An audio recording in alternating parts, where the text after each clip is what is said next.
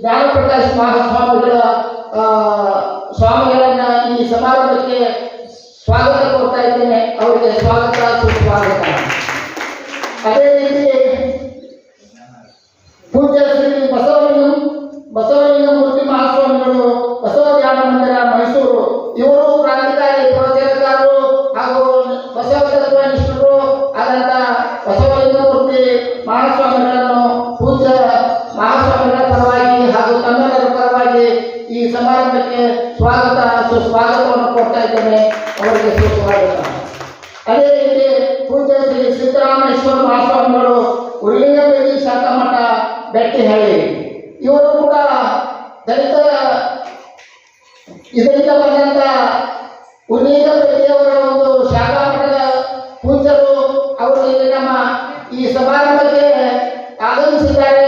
ಅದು ನಮ್ಮನ್ನೆಲ್ಲರ ಸೌಭಾಗ್ಯ ಅಂತ ಪೂಜ್ಯರ ಹಿತನುಡಿಗಳನ್ನು ಕೇಳುತ್ತಾ ನೀವು ಪುನೀತರಾಗಬೇಕು ಅನ್ನುವಂತ ನಿಮಗೆ ಹೇಳುತ್ತಾ ಪೂಜ್ಯ ಸಿದ್ದರಾಮೇಶ್ವರ ಮಹಾಸ್ವಾಮಿಗಳನ್ನ ಇಲ್ಲೇ ನಿಮ್ಮೆಲ್ಲರ ಪರವಾಗಿ ಹಾಗೂ ಪೂಜ್ಯರ ಪರವಾಗಿ ಅವರಿಗೆ ಸ್ವಾಗತ ಸುಸ್ವಾಗತವನ್ನು ಕೊಡ್ತಾ ಇದ್ದೇನೆ. ಅದೇ ರೀತಿ ಪೂಜ್ಯ ಶ್ರೀ ಹರಳೆಯ ಸ್ವಾಮಿಗಳು, ಇವರು ಹೆಸರೇ ಹೇಳುವಂತೆ ಶಿವಶಂಕರ ಹರಳೆಯವರ ಒಂದು ಪೀಠದ ಮಹಾ ಸ್ವಾಮಿಗಳು. ಅವರನ್ನು ಈ ಸಮಾರಂಭಕ್ಕೆ ಪೂಜ್ಯರ ಪರವಾಗಿ ಮತ್ತು ತಮ್ಮೆಲ್ಲರ ಪರವಾಗಿ ಅವರನ್ನ ಸ್ವಾಗತ ಮತ್ತು ಸುಸ್ವಾಗತವಾಗಿ ಅವರನ್ನು ಸ್ವಾಗತಿಸುತ್ತಾ ಇದ್ದೇನೆ. ಅದೇ ರೀತಿ ಮುಖ್ಯ ಅತಿಥಿಗಳಾದಂಥ ಕೆ.ಆರ್. ಮಹದೇವಯ್ಯ ಉಪನ್ಯಾಸಕರು, ವಿಜಯಕಲಾ ಕಾಲೇಜು ಪಾಂಡವಪುರ, ಅವರನ್ನು ಕೂಡ ಈ ಸಮಾರಂಭಕ್ಕೆ ಪೂಜ್ಯರ ಪರವಾಗಿ ಸ್ವಾಗತಿಸ್ತಾ ಇದ್ದೇನೆ. ಅವರಿಗೆ ಸ್ವಾಗತ ಸುಸ್ವಾಗತ. ಅದೇ ರೀತಿ ಡಾಕ್ಟರ್ ಗಂಗಮ್ಮ ಸತ್ಯಂಪೇಟೆ, ನಿವೃತ್ತ ಪ್ರಾಚಾರ್ಯರು, ಲಿಂಗಸೂಗೂರು, ಇವರು ಯಾರು ಅಂದರೆ ಪ್ರಗತಿಪರ ಚಿಂತಕರು, ಬಸವತತ್ವ ನಿಷ್ಠರು ಆದಂಥ ಲಿಂಗಾನ ಸತ್ಯಂಪೇಟೆಯವರ ಧರ್ಮಪತ್ನಿಯವರು. ಅವರನ್ನು ನಾವು ನಿಮ್ಮೆಲ್ಲರ ಪರವಾಗಿ ಪೂಜ್ಯರ ಪರವಾಗಿ ಅವರಿಗೆ ಸ್ವಾಗತ ಸುಸ್ವಾಗತವನ್ನು ಕೊಡ್ತಾ ಇದ್ದೇವೆ. ಅವರಿಗೆ ಸ್ವಾಗತಗಳು. ಅದೇ ರೀತಿ ಸನ್ಮಾನವನ್ನು ಸ್ವೀಕರಿಸಲಿಕ್ಕೆ ಶರಣ ಪವಿತ್ರ ನಟರಾಜ್ ಅನುಭವ ಮಂಟಪ ಮೈಸೂರು ಅವರು ಬರಬೇಕಾಗಿತ್ತು, ಅವರು ಬಂದಿಲ್ಲ. ಅವರ ಅನುಪಸ್ಥಿತಿಯಲ್ಲಿ ಅವರನ್ನು ಸ್ವಾಗತಿಸ್ತಾ ಇದ್ದೇನೆ. ಅವರಿಗೆ ಶರಣಾರ್ಥಿಗಳು. ಅದೇ ರೀತಿ ಶ್ರೀಮತಿ ಪಾಂಡ್ಯ ಎಂ ಸಹ ಶಿಕ್ಷಕರು, ಸಹಕಾರಿ ಹಿರಿಯ ಪ್ರಾಥಮಿಕ ಶಾಲೆ ಪಣತ್ತೂರು, ಅವರು ಬಂದಿಲ್ಲ. ಅವರಿಗೆ ಅನುಕೂಲ ಸ್ಥಿತಿಯಲ್ಲಿ ಅವರನ್ನು ಸ್ವಾಗತಿಸ್ತಾ ಇದ್ದೇನೆ. ಅದೇ ರೀತಿ ಈರಣ್ಣ ಎಸ್ ಕಾಡಪ್ಪನವರ ಯೋಗ ಶಿಕ್ಷಕರು ಹುಬ್ಬಳ್ಳಿ, ಇವರು ಬಂದಿದ್ದರೆ ಸ್ಟೇಜ್ ಮೇಲೆ ಬರಬೇಕಂತ ಅವರಿಗೆ ಕೇಳ್ಕೊತಾ ಇದ್ದೇನೆ. ಅವರಿಗೆ ಸ್ವಾಗತ ಸುಸ್ವಾಗತಗಳು. ಅದೇ ರೀತಿ ಶ್ರೀ ಸಿದ್ಧಲಿಂಗೇಶ್ವರ್ ಇಂಗಳಿಗೆ ದ್ವಿತೀಯ ದರ್ಜೆ ಲೆಕ್ಕ ಸಹಾಯಕರು, ತಾಲೂಕಾ ಪಂಚಾಯತ್ ಬೈಲಹೊಂಗಲ, ಅವರು ಬಂದಿದ್ದಾರೆ. ಅವರಿಗೆ ಪೂಜ್ಯರ ಪರವಾಗಿ ಹಾಗೂ ಎಲ್ಲ ತಮ್ಮೆಲ್ಲರ ಪರವಾಗಿ ಸ್ವಾಗತ ಸುಸ್ವಾಗತವನ್ನು ಕೋರ್ತಾ ಇದ್ದೇನೆ. ಅದೇ ರೀತಿ ದಾಸೋಹ ಸೇವೆಯನ್ನು ಮಾಡಿದಂತ ಶ್ರೀಮತಿ ಸಾವಿತ್ರಿ ಶಿವಯೋಗಿ ಹಲ್ಲಾಪುರ್, ಸಾಕಿನ್ ಧಾರವಾಡ, ಇವರು ಸ್ಟೇಜ್ ಮೇಲೆ ಬರಬೇಕಂತ ಅವ್ರನ್ನ ಕೇಳ್ಕೊತಾ ಇದ್ದೇನೆ. ಬನ್ನಿ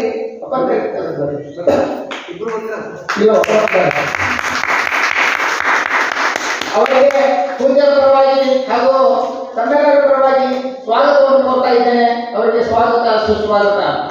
ವಿಶೇಷ ಆಹ್ವಾನಿತರು ಶ್ರೀ ಸಂಗಪ್ಪ ನಿಂಗಪ್ಪ ಕಾಡಿಗೆ, ವಿಜಯಗಿರಿ ಪದಸ್ಫುಟ, ಅವರಿಗೆ ತಮ್ಮೆಲ್ಲರ ಪರವಾಗಿ ಸ್ವಾಗತವನ್ನು ಕೋರ್ತಾ ಇದ್ದೇನೆ. ಅದೇ ರೀತಿ ಶ್ರೀ ಪ್ರಭು ಸಂಗಮಸಪ್ಪ ವೈಜಾಪುರ, ಅದೇ ರೀತಿ ಗುರುಬಸಪ್ಪ ನಿಲೋಗಲ್ ದಂಪತಿಗಳು, ಅವರು ಇಲ್ಲಿ ಆಗಮಿಸಿದ್ದಾರೆ. ಅವರಿಗೆ ತಮ್ಮೆಲ್ಲರ ಪರವಾಗಿ ಹಾಗೂ ಪೂಜ್ಯರ ಪರವಾಗಿ ಸ್ವಾಗತ ಸುಸ್ವಾಗತವನ್ನು ಕೊಡ್ತಾ ಇದ್ದೇನೆ. ಇವರ ಈಗ ವಿಶೇಷ ಆಹ್ವಾನಿತರಾಗಿ ASI ಹುದ್ದೆಯಿಂದ ಈಗ ನಿವೃತ್ತರಾಗಿ ನಿವೃತ್ತಿ ಜೀವನ ನಡೆಸುತ್ತಿರುವ ಸೋಮಣ್ಣ ಹಲಿಗೇಗೌಡರು ಅವರು ಈ ವೇದಿಕೆಗೆ ಆಗಮಿಸಿದ್ದಾರೆ. ಅವರಿಗೆ ತಮ್ಮೆಲ್ಲರ ಪರವಾಗಿ ಪೂಜ್ಯರ ಪರವಾಗಿ ಸ್ವಾಗತವನ್ನು ಕೊಡ್ತಾ ಇದ್ದೇನೆ. ಅವರಿಗೆ ಸ್ವಾಗತ.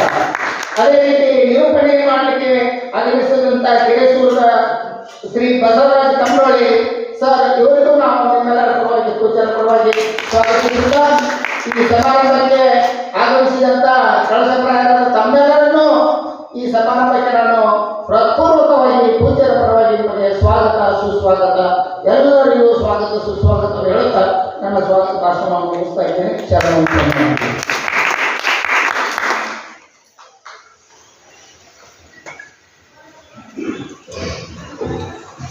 ಶ್ರೀ ಗುರು ಬಸವ ಮಹಾಮನಿ ಪರವಾಗಿ ಎಲ್ಲರನ್ನ ಹೃತ್ಪೂರ್ವಕವಾಗಿ ಸ್ವಾಗತಿಸತಕ್ಕಂಥ ಶರಣ ಬಸವರಾಜಪ್ಪ ಪಾಟೀಲ್ ಅವರಿಗೆ ಶರಣಗಳೊಂದಿಗೆ ಧನ್ಯವಾದಗಳನ್ನು ಸಮರ್ಪಿಸುತ್ತಾ ಅವರನ್ನು ಸಹಿತ ಈ ಒಂದು ಕಾರ್ಯಕ್ರಮಕ್ಕೆ ನಾನು ಸ್ವಾಗತವನ್ನು ಕೊಡ್ತಾ ಇದ್ದೇನೆ.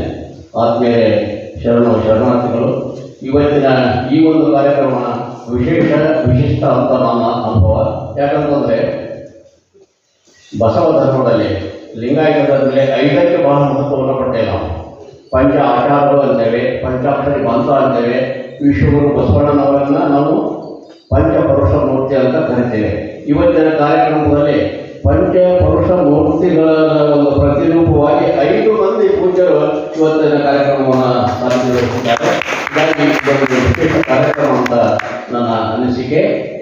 ಮತ್ತೊಮ್ಮೆ ಪೂಜ್ಯರಿಗೆ ಎಲ್ಲರಿಗೂ ಶರಣಾರ್ಥಿಗಳನ್ನು ಸಮರ್ಪಿಸುತ್ತಾ ಈಗ ಇವತ್ತಿನ ಈ ಒಂದು ಕಾರ್ಯಕ್ರಮ 172ನೇ ಶಿವಾನುಭವ ಗೋಷ್ಠಿ ಮತ್ತು ಕ್ರಾಂತಿ ಗಂಗೋತ್ರಿ ಶರಣೆ ಮಹಾತಾಯಿ ಅಕ್ಕನಾಗಪ್ಪನವರ ಮಹೋತ್ಸವ ಕಾರ್ಯಕ್ರಮ. ಇದರ ಕುರಿತು ಲಿಂಗಸೂರು PU ಕಾಲೇಜಿನ ಉಪನ್ಯಾಸಕರಾಗಿ ಸೇವೆ ಸಲ್ಲಿಸಿ ತದನಂತರ ಅದೇ ಸಂಸ್ಥೆಯಲ್ಲಿ ಪ್ರಾಚಾರ್ಯರಾಗಿ ದಕ್ಷ ಪ್ರಾಮಾಣಿಕ ಆಡಳಿತವನ್ನು ನಡೆಸಿ ಕನ್ನಡ ಉಪನ್ಯಾಸಕಿಯಾಗಿ ಸೇವೆ ಸಲ್ಲಿಸಿರ್ತಕ್ಕಂಥ ಶರಣೆ ಡಾಕ್ಟರ್ ಗಂಗಮ್ಮ ಸತ್ಯನಪೇಟೆ. ಇವರು ನೋಡಿದ್ರು ನಮ್ಗೆ ಸತ್ಯನಪೇಟೆಯವರು, ಲಿಂಗಾಣ ಸತ್ಯನಪೇಟೆಯವರು ಶರಣ ತತ್ವಕ್ಕಾಗಿ ತಮ್ಮನ್ನು ತಾವು ಸಮರ್ಪಿಸಿಕೊಂಡಿರ್ತಕ್ಕಂಥವ್ರು. ಆ ಸತ್ಯನಪೇಟೆ ಕುಟುಂಬ ಏನಿದೆಯಲ್ಲ ಅದೆಲ್ಲವೂ ಬಸವ ತತ್ವಕ್ಕಾಗಿ, ಶರಣ ತತ್ವಕ್ಕಾಗಿಯೇ ತಮ್ಮ ಜೀವನವನ್ನು ಮೀಸಲಿಟ್ಟ ಒಂದು ಕುಟುಂಬ. ಅಂಥ ಕುಟುಂಬದ ಡಾಕ್ಟರ್ ಗಂಗಮ್ಮ ಸತ್ಯನಪೇಟೆಯವರು ಇವತ್ತಿನ ಕಾರ್ಯಕ್ರಮದಲ್ಲಿ ಉಪನ್ಯಾಸ ನೀಡಬೇಕಂತ ಆ ತಾಯಿಯವರಲ್ಲಿ ಶರಣ ಸಮರ್ಪಿಸುತ್ತಾ ನಾನು ವಿನಂತಿಯನ್ನು ಮಾಡಿಕೊಳ್ತಾ ಇದ್ದೇನೆ.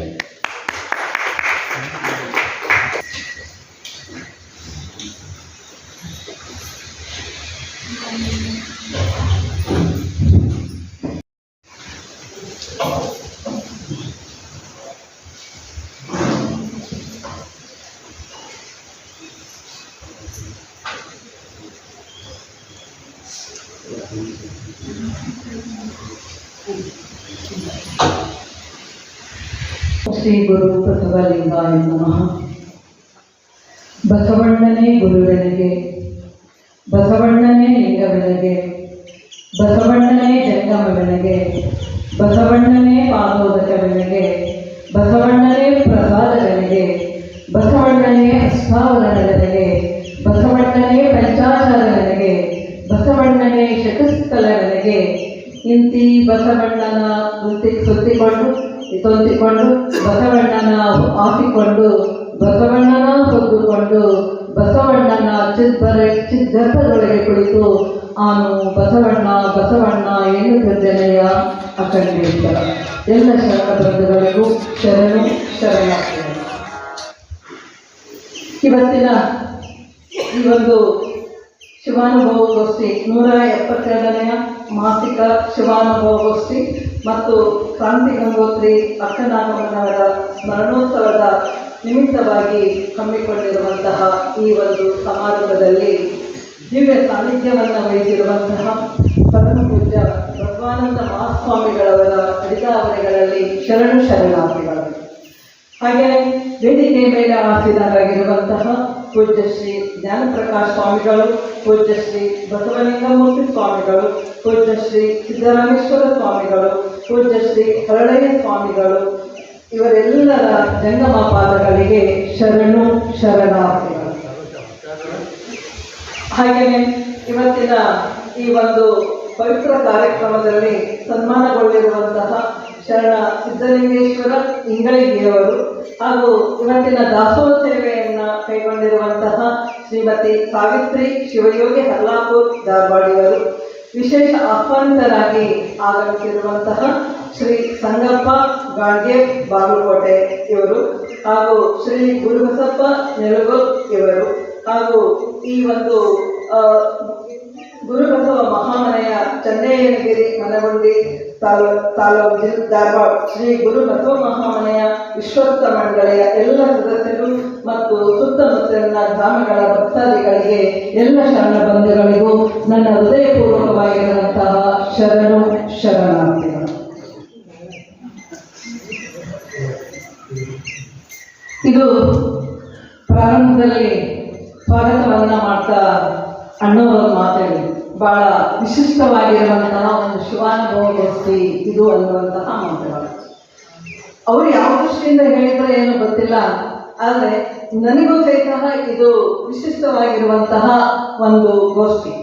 ಯಾಕೆಂದ್ರೆ ಅಂತ ಹೇಳಿ ಎಲ್ಲ ಮಠ ಮಾನ್ಯಗಳಲ್ಲಿ ಇರ್ಬೋದು, ಸಾರ್ವಜನಿಕ ಕಾರ್ಯಕ್ರಮಗಳಲ್ಲಿ ಇರ್ಬೋದು, ಬಸವ ಬಳಗದವರು ಇರ್ಬೋದು, ಅಕ್ಕನ ಬಳಗದವರು ಇರ್ಬೋದು, ಇವರೆಲ್ಲರೂ ಸಹಿತ ಬಸವಣ್ಣ, ಚನ್ನಬಸವಣ್ಣ, ಅಕ್ಕ ಮಹಾದೇವಿ, ಪ್ರಭುದೇವ, ಸಿದ್ದರಾಮ ಈ ಶರಣರನ್ನ ಕುರಿತು ಅಥವಾ ಇಡೀ ಶರಣ ಸಮೂಹದ ಆರ್ಥಿಕ ತತ್ವಗಳನ್ನ, ಸಾಮಾಜಿಕ ತತ್ವಗಳನ್ನ, ಧಾರ್ಮಿಕ ತತ್ವಗಳನ್ನ, ಶೈಕ್ಷಣಿಕ ತತ್ವಗಳನ್ನ ಕುರಿತಾಗಿ ಚಿಂತನೆಯನ್ನ ಮಾಡುವಂತಹ ಕಾರ್ಯಕ್ರಮಗಳನ್ನ ನಾವು ನೋಡಿದ್ದೇವೆ. ಆದರೆ ಈ ಎಲ್ಲರಿಗೂ ಸಹಿತ ತಾಯಿ ಬೇರೋಪಾದಿಯಲ್ಲಿ ಇರುವಂತಹ ಕ್ರಾಂತಿ ಮಾತೆ ಆಗಿರುವಂತಹ ಅಕ್ಕನಾಗಮ್ಮನನ್ನ ನನಗೆ ತಿಳಿದ ಮಟ್ಟಿಗೆ ಯಾವ ಮಠಮಾನ್ಯಗಳಲ್ಲಿಯೂ ಸಹಿತ ಹೆಚ್ಚಾಗಿ ಈ ತಾಯಿಯನ್ನ ಕುರಿತು ಚಿಂತನೆ ಆಗ್ತಾ ಇಲ್ಲ. ಆ ಒಂದು ಚಿಂತನೆ ಇಲ್ಲಿ ಬಸವ ಮಹಾಮನೆ ಒಳಗಡೆಗೆ ಇವತ್ತು ಆಗ್ತಾ ಇದೆ. ಬಹಳ ವಿಶಿಷ್ಟವಾಗಿರುವಂತ ಗೋಷ್ಠಿ. ಅದಕ್ಕಾಗಿ ಪೂಜ್ಯ ಬಸವಾನಂದ ಮಹಾಸ್ವಾಮಿಗಳನ್ನ ನಾನು ನಿಮ್ಮೆಲ್ಲರ ಪರವಾಗಿ, ನಿಮ್ಮ ಚಪ್ಪಾಳೆಯ ಪರವಾಗಿ ನಾನು ಇಲ್ಲಿ ಪೂಜ್ಯ ಸ್ವಾಮಿಗಳು ಆಸೀನರಾಗಿದ್ದಾರೆ. ಅವರೆಲ್ಲರೂ ಸಹಿತ ಇವತ್ತು ಆತ್ಮಾವಲೋಕನವನ್ನ ಮಾಡ್ಕೊಳ್ಬೇಕು. ನಾವು ಯಾಕೆ ಈ ತಾಯಿಯನ್ನ ಕುರಿತಾಗಿ ಚಿಂತನೆಯನ್ನ ಮಾಡ್ತಾ ಇಲ್ಲ? ಆ ತಾಯಿಯ ಜೀವನ, ಸಾಧನೆ ಇವೆಲ್ಲವನ್ನು ಸಹಿತ ನಾವು ಯಾಕೆ ಮಾಡ್ತಾ ಇಲ್ಲ? ಒಂದು ರೀತಿಯಾಗಿ ಆ ತಾಯಿ ಇಡೀ ಒಂದು ಕ್ರಾಂತಿ ಮಾತೆ ಆದ್ರೂ ಸಹಿತ ಆ ತಾಯಿಯನ್ನ ನಾವು ನಿರ್ಲಕ್ಷ್ಯವನ್ನ ಮಾಡಿದ್ವಿ, ಅವತ್ತೇನ ತಾಯಿ ನಿಜವಾಗಿಯೂ ಸಹಿತ ಈ ಶರಣ ಸಾಹಿತ್ಯವನ್ನ, ವಚನ ಸಾಹಿತ್ಯವನ್ನ, ಬಸವ ಕ್ರಾಂತಿಯನ್ನ ನಾವು ನೆನಪು ಮಾಡ್ಕೊಳ್ತೇವೆ. ಮೊಟ್ಟ ಮೊದಲಿಗೆ ನಾವೆಲ್ಲರೂ ಸಹಿತ ನೆನಪು ಮಾಡ್ಕೊಳ್ಬೇಕಾಗಿದ್ದು ಅಕ್ಕನಾಗಮ್ಮ ತಾಯಿಯನ್ನ. ಅಕ್ಕನಾಗಮ್ಮ ತಾಯಿ ಇರಲಿಲ್ಲ ಅಂತ ಹೇಳಂತಂದ್ರೆ ಬಸವಣ್ಣ ಇಲ್ಲ. ಬಸವಣ್ಣ ಇಲ್ಲ ಅಂತ ಹೇಳಂತಂದ್ರೆ ಅನುಭವ ಮಂಟಪ ಇಲ್ಲ. ಅನುಭವ ಮಂಟಪ ಇಲ್ಲ ಅಂತ ಹೇಳಂತಂದ್ರೆ ಶರಣರಿಲ್ಲ. ಶರಣರು ಇಲ್ಲ ಅಂತ ಹೇಳಂತಂದ್ರೆ ವಚನ ಸಾಹಿತ್ಯ ಇಲ್ಲ. ವಚನ ಸಾಹಿತ್ಯ ಇರಲಿಲ್ಲ ಅಂತ ಹೇಳಿದ್ರೆ ಯಾವ ಮಠಮಾನ್ಯಗಳನ್ನು ಸಹಿತ ಇರ್ತಿರಲಿಲ್ಲ. ಹಾಗಾಗಿ ಇವೆಲ್ಲಕ್ಕೂ ಸಹಿತ ಮೂಲವಾಗಿ ಕಾರಣಕರ್ತೆ ಆದಂಥವಳು ಅಕ್ಕನಾಗಮ್ಮ ತಾಯಿ. ಅಕ್ಕನಾಗಮ್ಮ ತಾಯಿ ವಚನ ಸಾಹಿತ್ಯವನ್ನ ಸಂರಕ್ಷಣೆಯನ್ನ ಮಾಡಿ ನಮಗೆ ಕೊಡಲಿಲ್ಲ ಅಂತಂದ್ರೆ ಬಹುಶಃ ವಚನ ಸಾಹಿತ್ಯ, ಈ ಕನ್ನಡ ಸಾಹಿತ್ಯ ಬಡವಾಗ್ತಾ ಇತ್ತು. ಆ ಹಿನ್ನೆಲೆ ಒಳಗಡೆಗೆ ಇವತ್ತು ಈ ಅಕ್ಕನಾಗಮ್ಮ ತಾಯಿಯ ಈ ಒಂದು ಸಂದರ್ಭದಲ್ಲಿ ಯಾಕೆ ಅಕ್ಕನಾಗಮ್ಮ ತಾಯಿಯನ್ನ ಕ್ರಾಂತಿಯ ಮಾತೆ ಅಂತಂತೇಳಿ ಕರೀತೇವೆ? ಕ್ರಾಂತಿ ಮಾತಾಜಿಯವರು ಇವರನ್ನ ಕ್ರಾಂತಿ ಗಂಗೋತ್ರಿ ಅಂತಂತೇಳಿ ಕರೀತಾರೆ. ಯಾಕೆ ಕ್ರಾಂತಿ ಗಂಗೋತ್ರಿ ಅಂತಂತೇಳಿ ಕರೀತಾರ? ಮಹಾ ತಾಯಿ ಅಂತಂತೇಳಿ ಕರೀತಾರ. ನೋಡ್ರಿ, ಇಡೀ ಜಗತ್ತಿನೊಳಗಡೆ ಅನೇಕ ದಾರ್ಶನಿಕರು, ಮಹಾಪುರುಷರು, ಸಾಧರು, ಸಂತರು ಎಲ್ಲರೂ ಸಹಿತ ಆಗೋಗಿದ್ದಾರೆ. ಆದರೆ ಹೆಣ್ಣನ್ನ ಕುರಿತು, ಹೆಣ್ಣಿನ ಸಮಸ್ಯೆಗಳನ್ನ ಕುರಿತು, ಹೆಣ್ಣಿನ ಸಾಧಕ ಬಾಧಕಗಳನ್ನು ಕುರಿತು ಯಾರು ಸಹಿತ ಚಿಂತನೆಯನ್ನ ಮಾಡಲಿಲ್ಲ. ಹೆಣ್ಣಿನೊಳಗಳಿಗೆ ಬಹಳ ಅದ್ಭುತವಾಗಿರುವಂತಹ ಒಂದು ಶಕ್ತಿ ಇದೆ. ಇಲ್ಲಿ ಹೆಣ್ಮಕ್ಳು ಇದ್ದೀರಿ, ನೀವ್ಯಾರು ಕೇಳಲ್ಲ ತಾಯಿ, ನೀವ್ಯಾರು ಕೇಳಲ್ಲ. ಇವರಿಗಿಂತಲೂ ಸಹಿತ 10 ಪಟ್ಟು ಮಿಗಿಲಲ್ಲಿ ಚಪ್ಪಾಳೆ 10 ಪಟ್ಟು ಮಿಗಿ. ಯಾಕೆ ಅಂತಂದ್ರೆ ಒಂದು ಮನೆಯಲ್ಲಿ ಒಬ್ಬ ತಾಯಿ ಅಥವಾ ಒಂದು ಹೆಣ್ಣು ಇರಲಿಲ್ಲ ಅಂತಂದ್ರೆ ಅದು ಬಹುಶಃ ಮನೆಯೇ ಆಗಿರ್ಲಿಕ್ಕಿಲ್ಲ.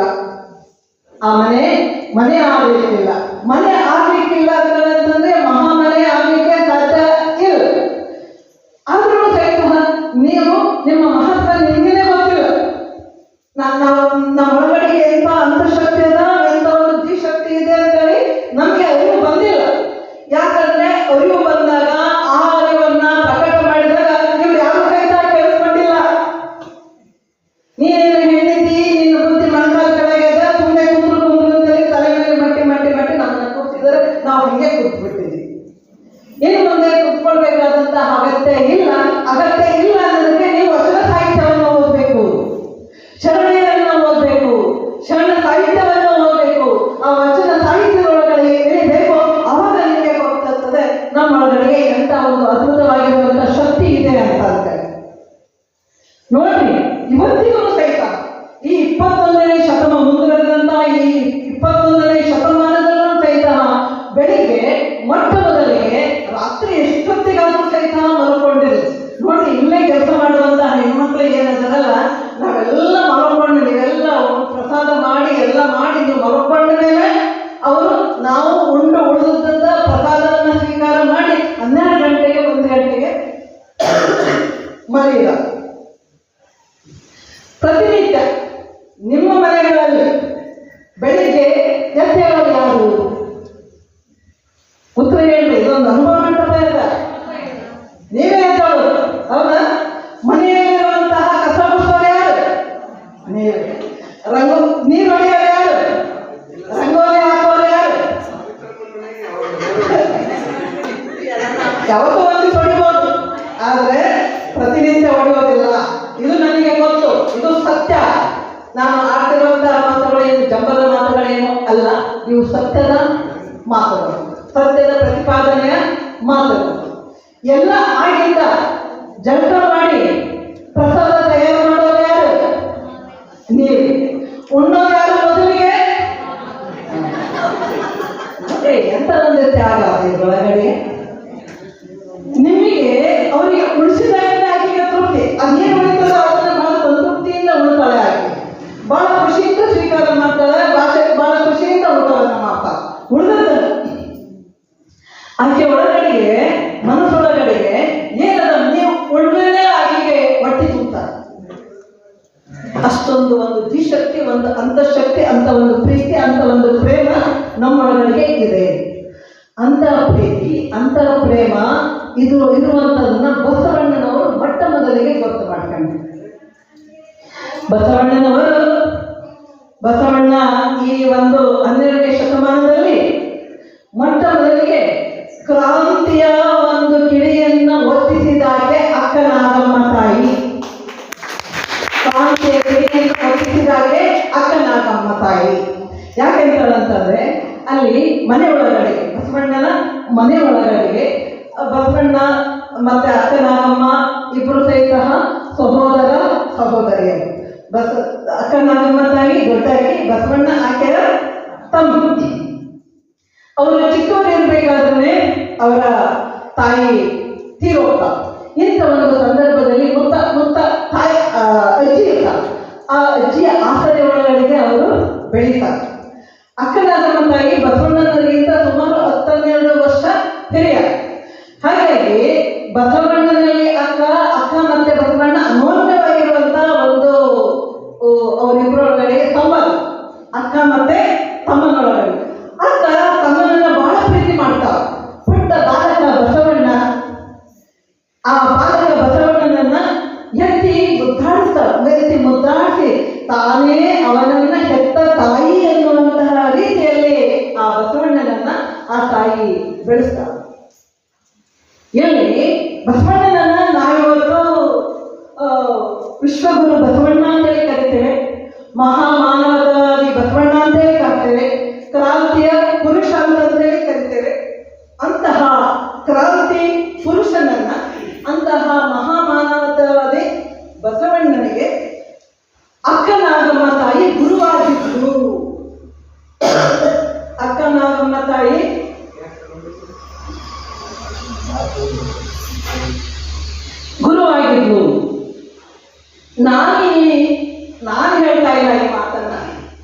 ಮಾತನ್ನ ಬಸವಣ್ಣನವರ ಧರ್ಮಪತ್ನಿಯಾಗಿದ್ದಂತಹ ನೀಲಮ್ಮ ತಾಯಿಯವರು ಹೇಳ್ತಾರೆ. ಈ ಇದರೊಳಗಡೆಗೆ ವಚನವನ್ನು ಹಾಕಿದ್ದಾರೆ. ಎನಗೆ ಹಾಲು ಊಟವ ನಿಕ್ಕುವ ತಾಯೆ, ಎನಗೆ ಪರಿಣಾಮವ ತೋರುವ ತಾಯೆ, ಪರಮ ಸುಖದೊಳಗಿಪ್ಪ ತಾಯೆ, ಪರವಸ್ತುವ ನಂಬಿದ ತಾಯೆ, ಬಸವನ ಗುರು ತಾಯೆ, ಸಂಗಯ್ಯನಲ್ಲಿ ಸ್ವಯಲಿಂಗಿಯಾದೆಯ ಅಕ್ಕನಾಗಮ್ಮ ತಾಯೇ.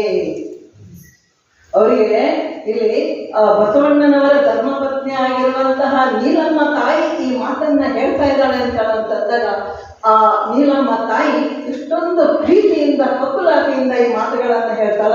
ಇಲ್ಲಿ ಬಹಳ ಮುಖ್ಯವಾಗಿರೋದು ನಮಗೆ ಬಸವನ ಗುರು ತಾಯಿ. ಬಸವಣ್ಣನಿಗೆ ಗುರು ಆಗೋದು ಅಷ್ಟು ಸುಲಭ ಸಾಧ್ಯವಾದಂತಹ ಕೆಲಸ ಅಲ್ಲ. ಯಾಕೆಂದ್ರೆ ಬಸವಣ್ಣನೇ ವಿಶ್ವಕ್ಕೆ ಗುರು. ಬಸವಣ್ಣನೇ ವಿಶ್ವಕ್ಕೆ ಗುರುವಾದಾಗ ಇನ್ನು ಬಸವಣ್ಣನಿಗೆ ಗುರುವಾಗ್ತಾಳೆ ಈ ತಾಯಿ ಅಂತಂದ್ರೆ ಹೇಗೆ? ಯಾಕೆ ಅಂತಂದ್ರೆ ಆ ಕಾಲಕ್ಕಾಗಲೇ ಬಸವಣ್ಣ ದೇವರಾಗಿರ್ತಿಲ್ಲ. ನಮ್ಗೆ ಅಕ್ಕ ಮಹಾದೇವಿಯ ಒಂದು ವಚನ ನೆನಪಾಗ್ತದೆ. ದೇವಲೋಕದವರಿಗೂ ಬಸವಣ್ಣನೇ ದೇವರು, ಮತ್ತೆ ಲೋಕದವರಿಗೂ ಬಸವಣ್ಣನೇ ದೇವರು, ಮೇರುಗಿರಿ ಮಂದರಗಿರಿ ಮುಂತಾದವೆಲ್ಲಕ್ಕೆಯೂ ಬಸವಣ್ಣನೇ ದೇವರು, ಚನ್ನಮಲ್ಲಿಕಾರ್ಜುನಯ್ಯ ನಿಮಗೂ ಎನಗೂ ನಿಮ್ಮ ಪ್ರಮದರಿಗೆಲ್ಲರಿಗೂ ಸಹಿತ ಬಸವಣ್ಣನೇ ದೇವರು. ಇಂತಹ ದೇವರಾಗಿದ್ದಂತಹ ಬಸವಣ್ಣನಿಗೆ ಅಕ್ಕನಾಗಮ್ಮ ತಾಯಿ ಏನಾಗಿದ್ಲು? ಗುರುವಾಗಿದ್ಲು. ಗುರುವಾಗಿದ್ಲು ಅಂತ ಹೇಳಂತಂದಾಗ ಅಕ್ಕನಾಗಮ್ಮನೊಳಗಡೆಗೆ ಎಂತಹ ಒಂದು ಅಂತಃಶಕ್ತಿ ಇತ್ತು, ಆಕೆ ಒಳಗಡೆಗೆ ಎಂಥ ಒಂದು ಚೈತನ್ಯ ಇತ್ತು, ಎಂಥ ಒಂದು ಶಿವ ಚೈತನ್ಯವಿತ್ತು. ಇಲ್ಲಿ ಆ ತಾಯಿಯ ಒಳಗಡೆಗಿರುವಂತಹ ಆ ಶಿವ ಚೈತನ್ಯ, ಆಕೆ ಒಳಗಡೆ ಒಂದು ಅದ್ಭುತ ಚೈತನ್ಯ ಇದೆ. ಹೆಣ್ಣಾಗಿ ಹುಟ್ಟಿದರೂ ಸಹಿತ ಆಕೆ ತನ್ನ ತಮ್ಮನ ಮೂಲಕ ಗಂಡಾಗಿ ನಿಂತು ಜಗತ್ತನ್ನ ನೋಡಿದಳು. ಸಮಾಜದಲ್ಲಿ ಗಂಡಿಗೆ ಸಿಗುವಷ್ಟೇ ಸೌಲಭ್ಯಗಳು, ಸಮಾನ ಗೌರವಗಳು ಹೆಣ್ಣಿಗೂ ಸಿಗುವುದು ಅಗತ್ಯವಾಗಿದೆ ಎಂದು ಇತಿಹಾಸದಲ್ಲಿ ಮೊಟ್ಟ ಮೊದಲಿಗೆ ಬಸವನ ಮೂಲಕ ಕೇಳಿದವರು.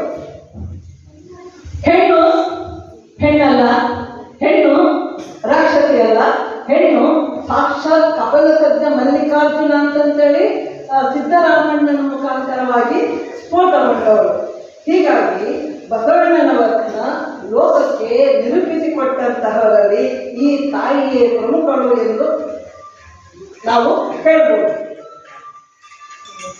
ಈ ತಾಯಿ ಬಸವಣ್ಣನವರಿಗೆ ಕೇವಲ ಸೋದರಿ, ಗುರು ತಾಯಿ ಮಾತ್ರವೇ ಅಲ್ಲ, ಬಸವಣ್ಣನವರ ಏನೆಲ್ಲ ಆಗುವವರಿಗೂ ಮೂಲ, ಪ್ರೇರಕಳು, ಪೂರಕಳು ಆಗಿರುವುದರಲ್ಲಿ ಎರಡು ಮಾತಿಲ್ಲ. ಅಕ್ಕನಾಗಮ್ಮ ತಾಯಿ ಬಸವಣ್ಣನವರೊಂದಿಗೆ ಸಮನಾಗಿ ನಿಂತು ಬಸವಣ್ಣನವರು ಕಟ್ಟಿದಂತಹ ಅನುಭವ ಮಂಟಪದಲ್ಲಿ ಅವರ ಜೊತೆಗೆ ಸಮವಾಗಿ ನಿಂತು ಕೆಲಸವನ್ನ ಮಾಡಿದ್ದರು. ಅವರ ಎಲ್ಲ ಕಾರ್ಯಗಳಿಗೂ ಗುರುತಾಯಿಯಾಗಿ ನಿರ್ದೇಶಿಸಿದ್ದರು. ಹೊರಗಡೆಗೆ ಎಲ್ಲೂ ಕಾಣಿಸಿಕೊಂಡಿಲ್ಲ. ಬಸವಣ್ಣನ ಹಿಂದೆ ನಿಂತು ತೆರೆಯ ಮರೆಯಲ್ಲಿ ಇದ್ದು ಕೆಲಸ ಮಾಡುವುದೇ ಈ ತಾಯಿಯ ಮುಖ್ಯವಾದಂತಹ ಗುಣ.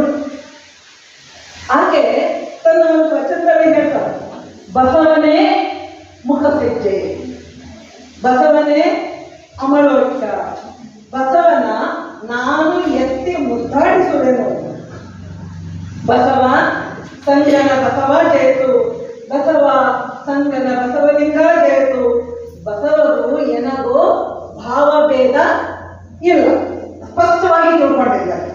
ಬಸವಗೂ ಎನಗೂ ಭಾವಭೇದವಿಲ್ಲ, ಬಸವಗೂ ಎನಗೂ ರಾಶಿಕೂಟ ಉಂಟು. ಇದು ಬಹಳ ಮುಖ್ಯ. ಬಸವಗೂ ಎನಗೂ ರಾಶಿಕೂಟ ಉಂಟು. ಬಸವಣ್ಣ ಪ್ರಿಯ ಚನ್ನಸಂಗಯ್ಯನಲ್ಲಿ ಬಸವನ ಬೆಸಲಾದ ಬಾಣದಿನಾನೇಕ ಬಸವ.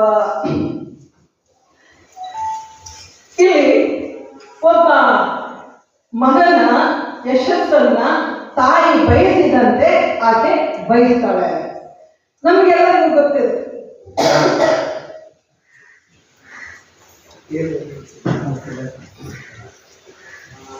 ಈ ವಾತಾವರಣ ಬಂದ್ಮೇಲೆ ನೆನ್ನೆಯಿಂದ ಸ್ವಲ್ಪ ಗಂಟ್ಲು ಕೈ ಕೊಟ್ಟದ ನಮ್ಗೆ, ಕ್ಷಮಿಸ್ಬೇಡಿ. ಚೆನ್ನಾಗಿದೆ.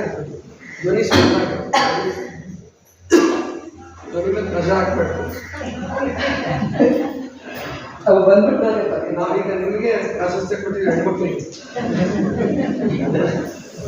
33% ಸಿಕ್ಬಿಟ್ಟಿದೆ ಅವ್ರಿಗೆ. ನಮ್ಗೆಲ್ಲ ಗೊತ್ತಿದೆ, ಮಾದನಾಂಬಿಕೆ ಬಸವಣ್ಣನನ್ನ ಹಡೆದ ತಾಯಿ. ಇಲ್ಲಿ ಆಕೆ ಹೇಳ್ತಾಳ, ಬಸವನ ಬೆಸಲಾದ ಬಾಣತಿ ನಾನೆಯ. ಎಷ್ಟೊಂದು ಆಪ್ತವಾದಂತಹ ಮಾತುಗಳು, ಎಷ್ಟೊಂದು ಹೃದಯಪೂರ್ವಕವಾಗಿರುವಂತಹ ಮಾತುಗಳು. ಯಾಕೆಂದ್ರೆ ಬಸವಣ್ಣನವರನ್ನ ಕಂಡ್ರೆ ಅವರಿಗೆ ಅನ್ಯೋನ್ಯವಾಗಿರುವಂತಹ ಸಂಬಂಧ. ಬಸವಣ್ಣನನ್ನ ಬಿಟ್ಟು ಅಕ್ಕನಾಗಮ್ಮ ಇರ್ತಿರ್ಲಿಲ್ಲ, ಅಕ್ಕನಾಗಮ್ಮನನ್ನ ಬಿಟ್ಟು ಬಸವಣ್ಣ ಏನು, ಇವರಿಬ್ಬರಲ್ಲಿ ತಾಯಿ ಮತ್ತೆ ಮಗನ ಒಂದು ಪ್ರೇಮ, ಸೋದರ ಮಾತು ಮುಂದೆ. ಆದರೆ ಮೊದಲಿಗೆ ಆಕೆ ಏನ್ ತಿಳ್ಕೊಂಡಿದ್ಲು ಅಂತಂದ್ರೆ, ನನ್ನ ತನ್ನ ಬಸುರಿನಿಂದ ಬಂದಂತಹ ವ್ಯಕ್ತಿ ಬಸವಣ್ಣ ಅನ್ನುವಂತಹ ರೀತಿ ಒಳಗಡೆಗೆ ಈ ಬಸವಣ್ಣನನ್ನ ಆಕೆ ಹಚ್ಕೊಂಡಿದ್ಲು ಅನ್ನುವಂತಹ ಮಾತು ನಮಗೆ ಈ ವಚನದಿಂದ ಬರ್ತದೆ.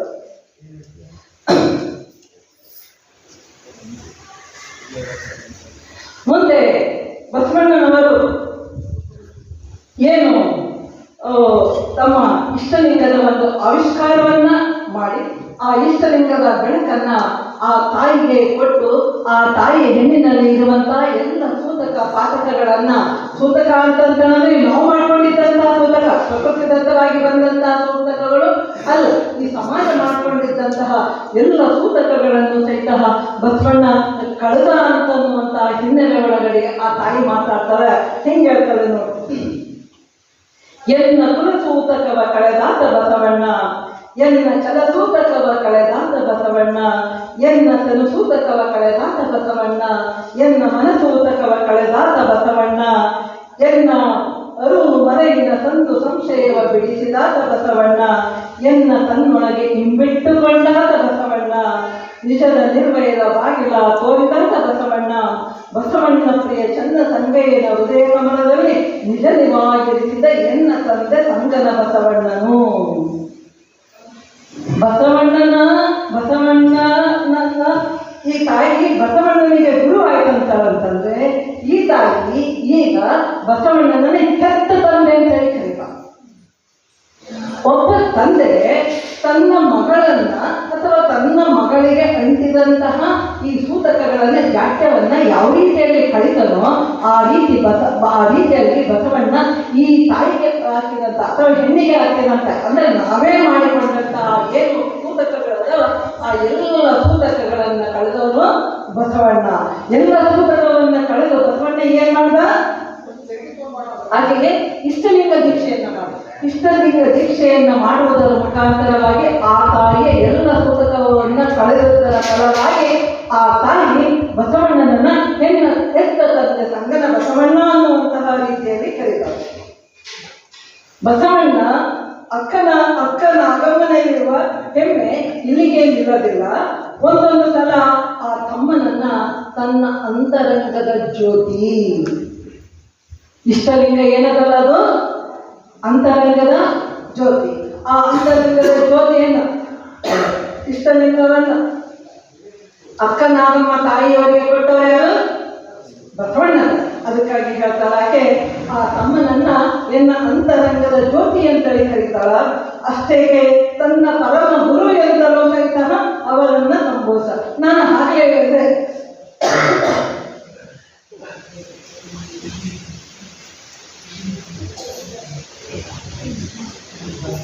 ಅಕ್ಕನಾಗಮ್ಮ ಬಸವಣ್ಣನಿಗೆ ಗುರು ಆಗಿತ್ತಂತಂದ್ರೆ, ಮತ್ತೆ ಈಗ ಅಕ್ಕನಾಗಮ್ಮ ಬಸವಣ್ಣನಿಗೆ ಗುರು, ಬಸವಣ್ಣ ಅಕ್ಕನಾಗಮ್ಮನಿಗೆ ಗುರು ಆಗ್ತದೆ. ನೋಡಿ ಎಂತ ಸಂಬಂಧ. ಅಕ್ಕನಾಗಮ್ಮ ಬಸವಣ್ಣನಿಗೆ ಗುರು ಆಯ್ತಂದ್ರೆ, ಮೊದಲಿಗೆ ಪ್ರಾರಂಭದ ಅವಸ್ಥೆ, ಪ್ರಾರಂಭದ ಜೀವನದಲ್ಲಿ ಬಸವಣ್ಣನಿಗೆ ಅಕ್ಕನಾಗಮ್ಮ ಗುರು ಆಯ್ತಂತಂದ್ರೆ, ಇಷ್ಟಲಿಂಗದ ಆವಿಷ್ಕಾರದ ನಂತರ ಈ ಬಸವಣ್ಣ ಅಕ್ಕನಾಗಮ್ಮ ಅಣ್ಣನಿಗೆ ಗುರು ಆಗ್ತಾನೆ. ಪರಸ್ಪರ ಗುರು, ಅಕ್ಕನಿಗೆ ತಮ್ಮ ಗುರು, ತಮ್ಮನಿಗೆ ಅಕ್ಕ ಗುರು. ಇದು ವಿಶ್ವದೊಳಗಡೆಗೆ ಜಗತ್ತೊಳಗಡೆಗೆ ಎಲ್ಲೂ ಸಿಗೋದಿಲ್ಲ, ಎಲ್ಲೂ ಸಿಗೋದಿಲ್ಲ. ಇದು ಸಿಗೋದು 12ನೇ ಶತಮಾನದ ಈ ಶರಣರ ಸಂದರ್ಭದಲ್ಲಿ, ಬಸವಣ್ಣ ಮತ್ತೆ ಅಕ್ಕನಾಗಮ್ಮನ ಸಂದರ್ಭದಲ್ಲಿ ಮಾತ್ರ. ಇಲ್ಲಿ ಆಕೆ ಬಸವಣ್ಣನವರು ಮಾಡಿದಂತಹ ಪ್ರಗತಿಪರವಾದಂತಹ ಕಾರ್ಯದಲ್ಲಿ ಆ ತಾಯಿಯ ತಾನೂ ಸಹಿತ ಒಳಗೂಡಿ ಮಾಡಿದ್ರು ಸಹಿತ ಅದು ಯಾವುದನ್ನು ಸಹಿತ ಆಕೆ ನಾನು ಮಾಡಿದೆ ಅಂತ ಹೇಳೋದಿಲ್ಲ. ಬದಲಿಗೆ ಬಸವಣ್ಣನವರನ್ನೇ ಮುಂದೆ ಇಟ್ಕೊಂಡು ಮಾತಾಡ್ತಾರೆ. ಹೇಳ್ತಾರ ತಾಯಿ, ಬಸವನೇ ಮುಖಸಜ್ಜೆ, ಬಸವನೇ ಅಮೋಳಕ್ಯ, ಬಸವನ ನಾನೆತ್ತಿ ಮುದ್ದಾಡಿಸುವೆನು, ಬಸವ ಸಂಗನ ಬಸವದೇವ ಜಯಿತು, ಬಸವಲಿಂಗ ಜಯಿತು, ಬಸವಗು ಎನಗು ಭೇದವಿಲ್ಲ, ಬಸವಗು ಎನಗು ರಾಶಿಕೂಟ ಉಂಟು. ಬಸವಣ್ಣ ಹೀಗೆ ರಾಶಿಕೂಟ ಉಂಟು ಅಂತಂದ್ರೆ ಏನಂತಂದ್ರೆ ಇಲ್ಲಿ ಬೆಳಿಗ್ಗೆ ಭಕ್ತರ ಟಿ ಒಳಗಡೆಗೆ ಆ ಜ್ಯೋತಿಷಿಗಳು ಹೇಳುವಂತಹ ರಾಶಿ ಅಲ್ಲ, ಬದಲಿಗೆ ಸಮಾನ ಮನಸ್ಕರು. ರಾಶಿಕೂಟ ಉಂಟು ಅಂತ ಹೇಳಿದ್ರೆ ಬಸವಣ್ಣನಿಗೆ ಮತ್ತೆ ನನಗೆ ಸಮಾನ ಮನಸ್ಕರುಂಟು ಎನ್ನುವಂತಹ ರೀತಿಯೊಳಗಡೆ ಮುಂದೆ ಬಸವಣ್ಣ ಆ ಒಂದು ಸಂದರ್ಭದಲ್ಲಿ ಯಾವ ರೀತಿಯಾಗಿ ಬಸವಣ್ಣನವರು ಈ ಒಂದು ಭಕ್ತಿಯನ್ನು ಆ ತಾಯಿಯ ವಚನಗಳನ್ನ ನಾನು ವಿವರಿಸಿ ಹೇಳ್ತಾ ಯಾವ ರೀತಿಯಾಗಿ ಭಕ್ತಿ ಅನ್ನುವಂಥದ್ದು ಈ ಮತ್ಸ್ಯ ಲೋಕದೊಳಗಡೆಗೆ ಭಕ್ತಿಯನ್ನ ಬಸವಣ್ಣನವರು ಮಾಡಿದ್ರು ಅನ್ನುವಂತಹ ಮಾತುಗಳನ್ನ ನಾವು ಇಟ್ಕೊಂಡು ನೋಡೋದಾಯ್ತಂತಂದ್ರೆ ಇಲ್ಲಿ ಒಂದ್ ಕಡೆಗೆ ಅಕ್ಕನಾಗಮ್ಮ ತಾಯಿ ಹೇಳ್ತಾರೆ,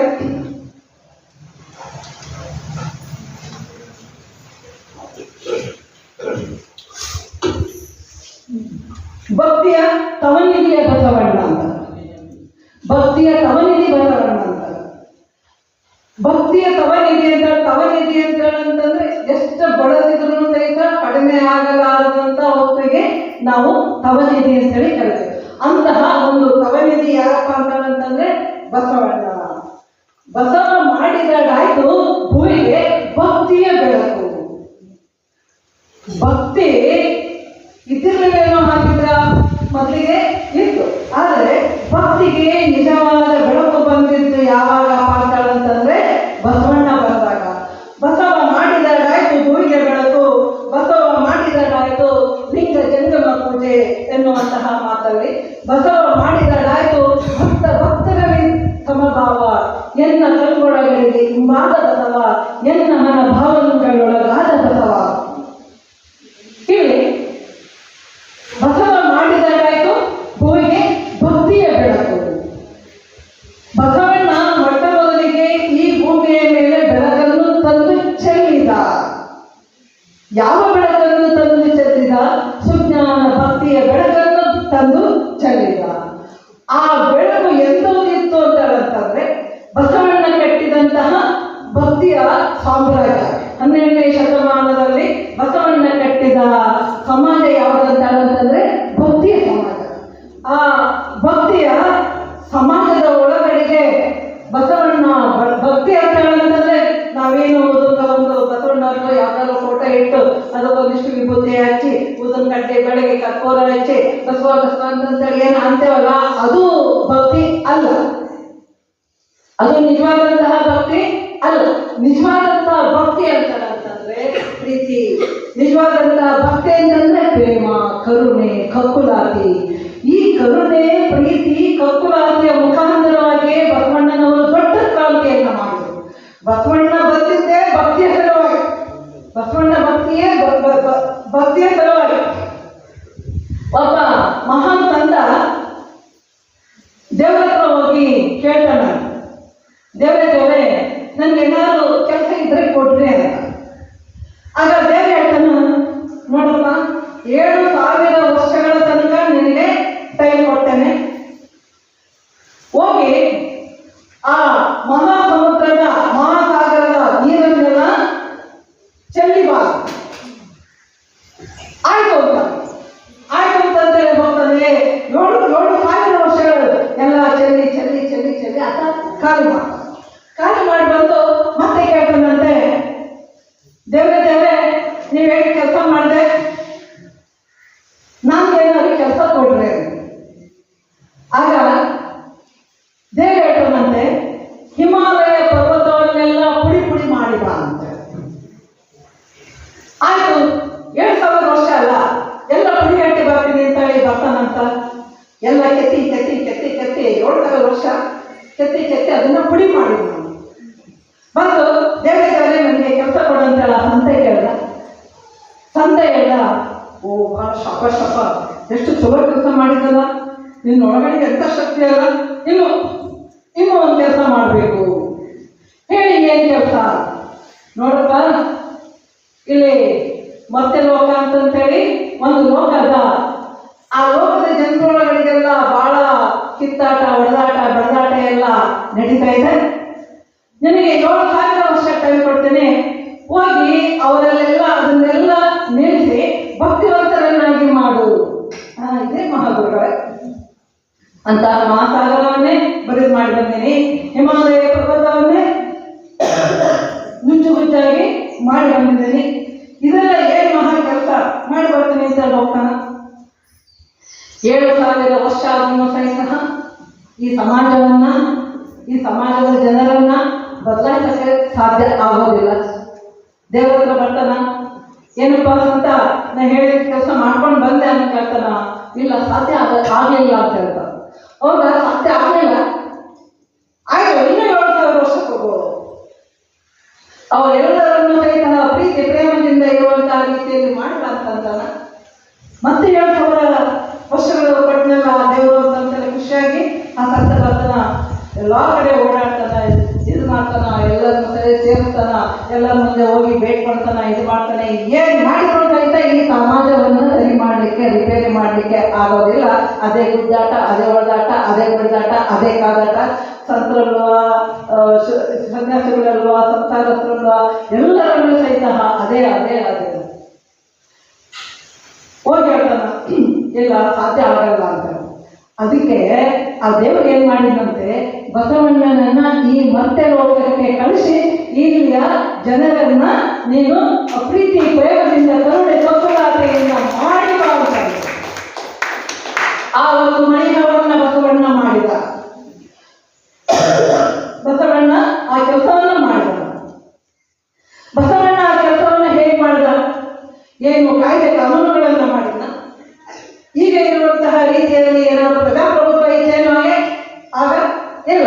ಯಾವ ಶಾಸಕಾಂಗ ಇಲ್ಲ, ಕಾರ್ಯಾಂಗ ಇಲ್ಲ, ನ್ಯಾಯಾಂಗವಿಲ್ಲ, ಯಾವ ಅಂಗಗಳು ಇರಲಿಲ್ಲ ಅನ್ನೋ ಸಹಿತ ತನ್ನ ಒಳಗಿರುವಂತಹ ಪ್ರೀತಿಯಿಂದ, ಪ್ರೇಮದಿಂದ, ಕರುಣೆಯಿಂದ, ಕಪ್ಪುಲಾಟಿಯಿಂದ ಇಡೀ ಸಮಾಜವನ್ನ ಪರಿವರ್ತನೆ ಮಾಡಿ ಕ್ರಾಂತಿಕಾರವಾದಂತಹ ರೀತಿಯಲ್ಲಿ ಪರಿವರ್ತನೆ ಮಾಡಿದ ಬಸವಣ್ಣ. ನಮ್ಮ ಸಮಾಜವನ್ನು ಕಟ್ಟಿದ ಬಸವಣ್ಣ, ಹಸಿವು ಮುಕ್ತ ಸಮಾಜವನ್ನು ಕಟ್ಟಿದ ಸಮಾಜ. ಇವತ್ತಿಗೂ ಸಾಧ್ಯ ಆಗಿದೆ ನಮ್ಗೆ ಹಸಿವು ಮುಕ್ತ ಸಮಾಜವನ್ನು ಕಟ್ಟಲಿಕ್ಕಾಗ್ಯದ.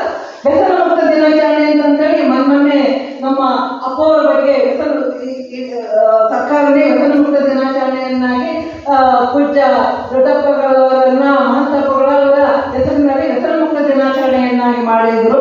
ಅವರಿದ್ದಾಗ ವ್ಯಸನ ಮುಕ್ತ ಸಮಾಜವನ್ನ ಏನೋ ತಮ್ಮ ಸುತ್ತಮುತ್ತಲನ್ನು ಸಹಿತ ಮಾಡಿದ್ರು. ಇವತ್ತು ಸಾಧ್ಯ ಆಗಿದೆ. ನಮ್ಮ ಮನೆಯೊಳಗಡೆಗೆ ಮಾಡ್ಲಿಕ್ಕಾಗಿಲ್ಲ ನಮಗೆ. ನಮ್ಮ ಮನೆಯೊಳಗಡೆಗೆ ಎಲ್ಲರೂ ಸಹಿತ ಶರಣರಿದ್ದೇವೆ. ನಾವು ಬಂದಿದ್ದೀವಿ. ನಿಮ್ಮ ಮಕ್ಕಳನ್ನ ಯಾರಾದ್ರು ಕರ್ಕೊಂಡು ಬಂದಿಲ್ಲ? ಯಾರಾದ್ರೂ ಯುವಕರು ಬಂದಿದ್ದಾರ? ಇವತ್ತೇನು ಬಂದಿಲ್ಲ.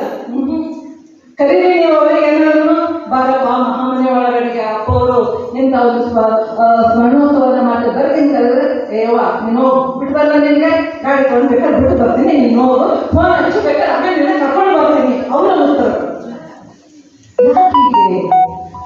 ಯಾಕೆ ಅವರಿಗೆ ಅಧ್ಯಾತ್ಮದ ಸ್ಪರ್ಶ ಬೇಕಾಗಿಲ್ಲ?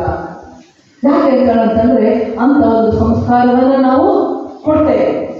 ಬಸವಣ್ಣನವರು ಆ ಕಾಲದಲ್ಲಿ ಯಾಕೆ ಅಂತಂದ್ರೆ ಮತ್ತೆ ಕಾಲಿನ ಯುಗ ಅಂತಂದ್ರೆ ಬರೀ ಎಲ್ಲ ಸಹಿತ ದರೋಡೆಕೋರರು, ಈ ಸಮಾಜದೊಳಗಡೆಗೆ ಚಾಡಿಕೋರರು, ದರೋಡೆಕೋರರು ಇಂಥವರೇ ತುಂಬಿದಂತಹ ಆ ಕಾಲದೊಳಗಡೆಗೆ ಬಸವಣ್ಣ ಅವರೆಲ್ಲರನ್ನು ಸಹಿತ ಪರಿವರ್ತನೆಯನ್ನು ಮಾಡಿ ಯಾವುದರ ಮುಖಾಂತರವಾಗಿ?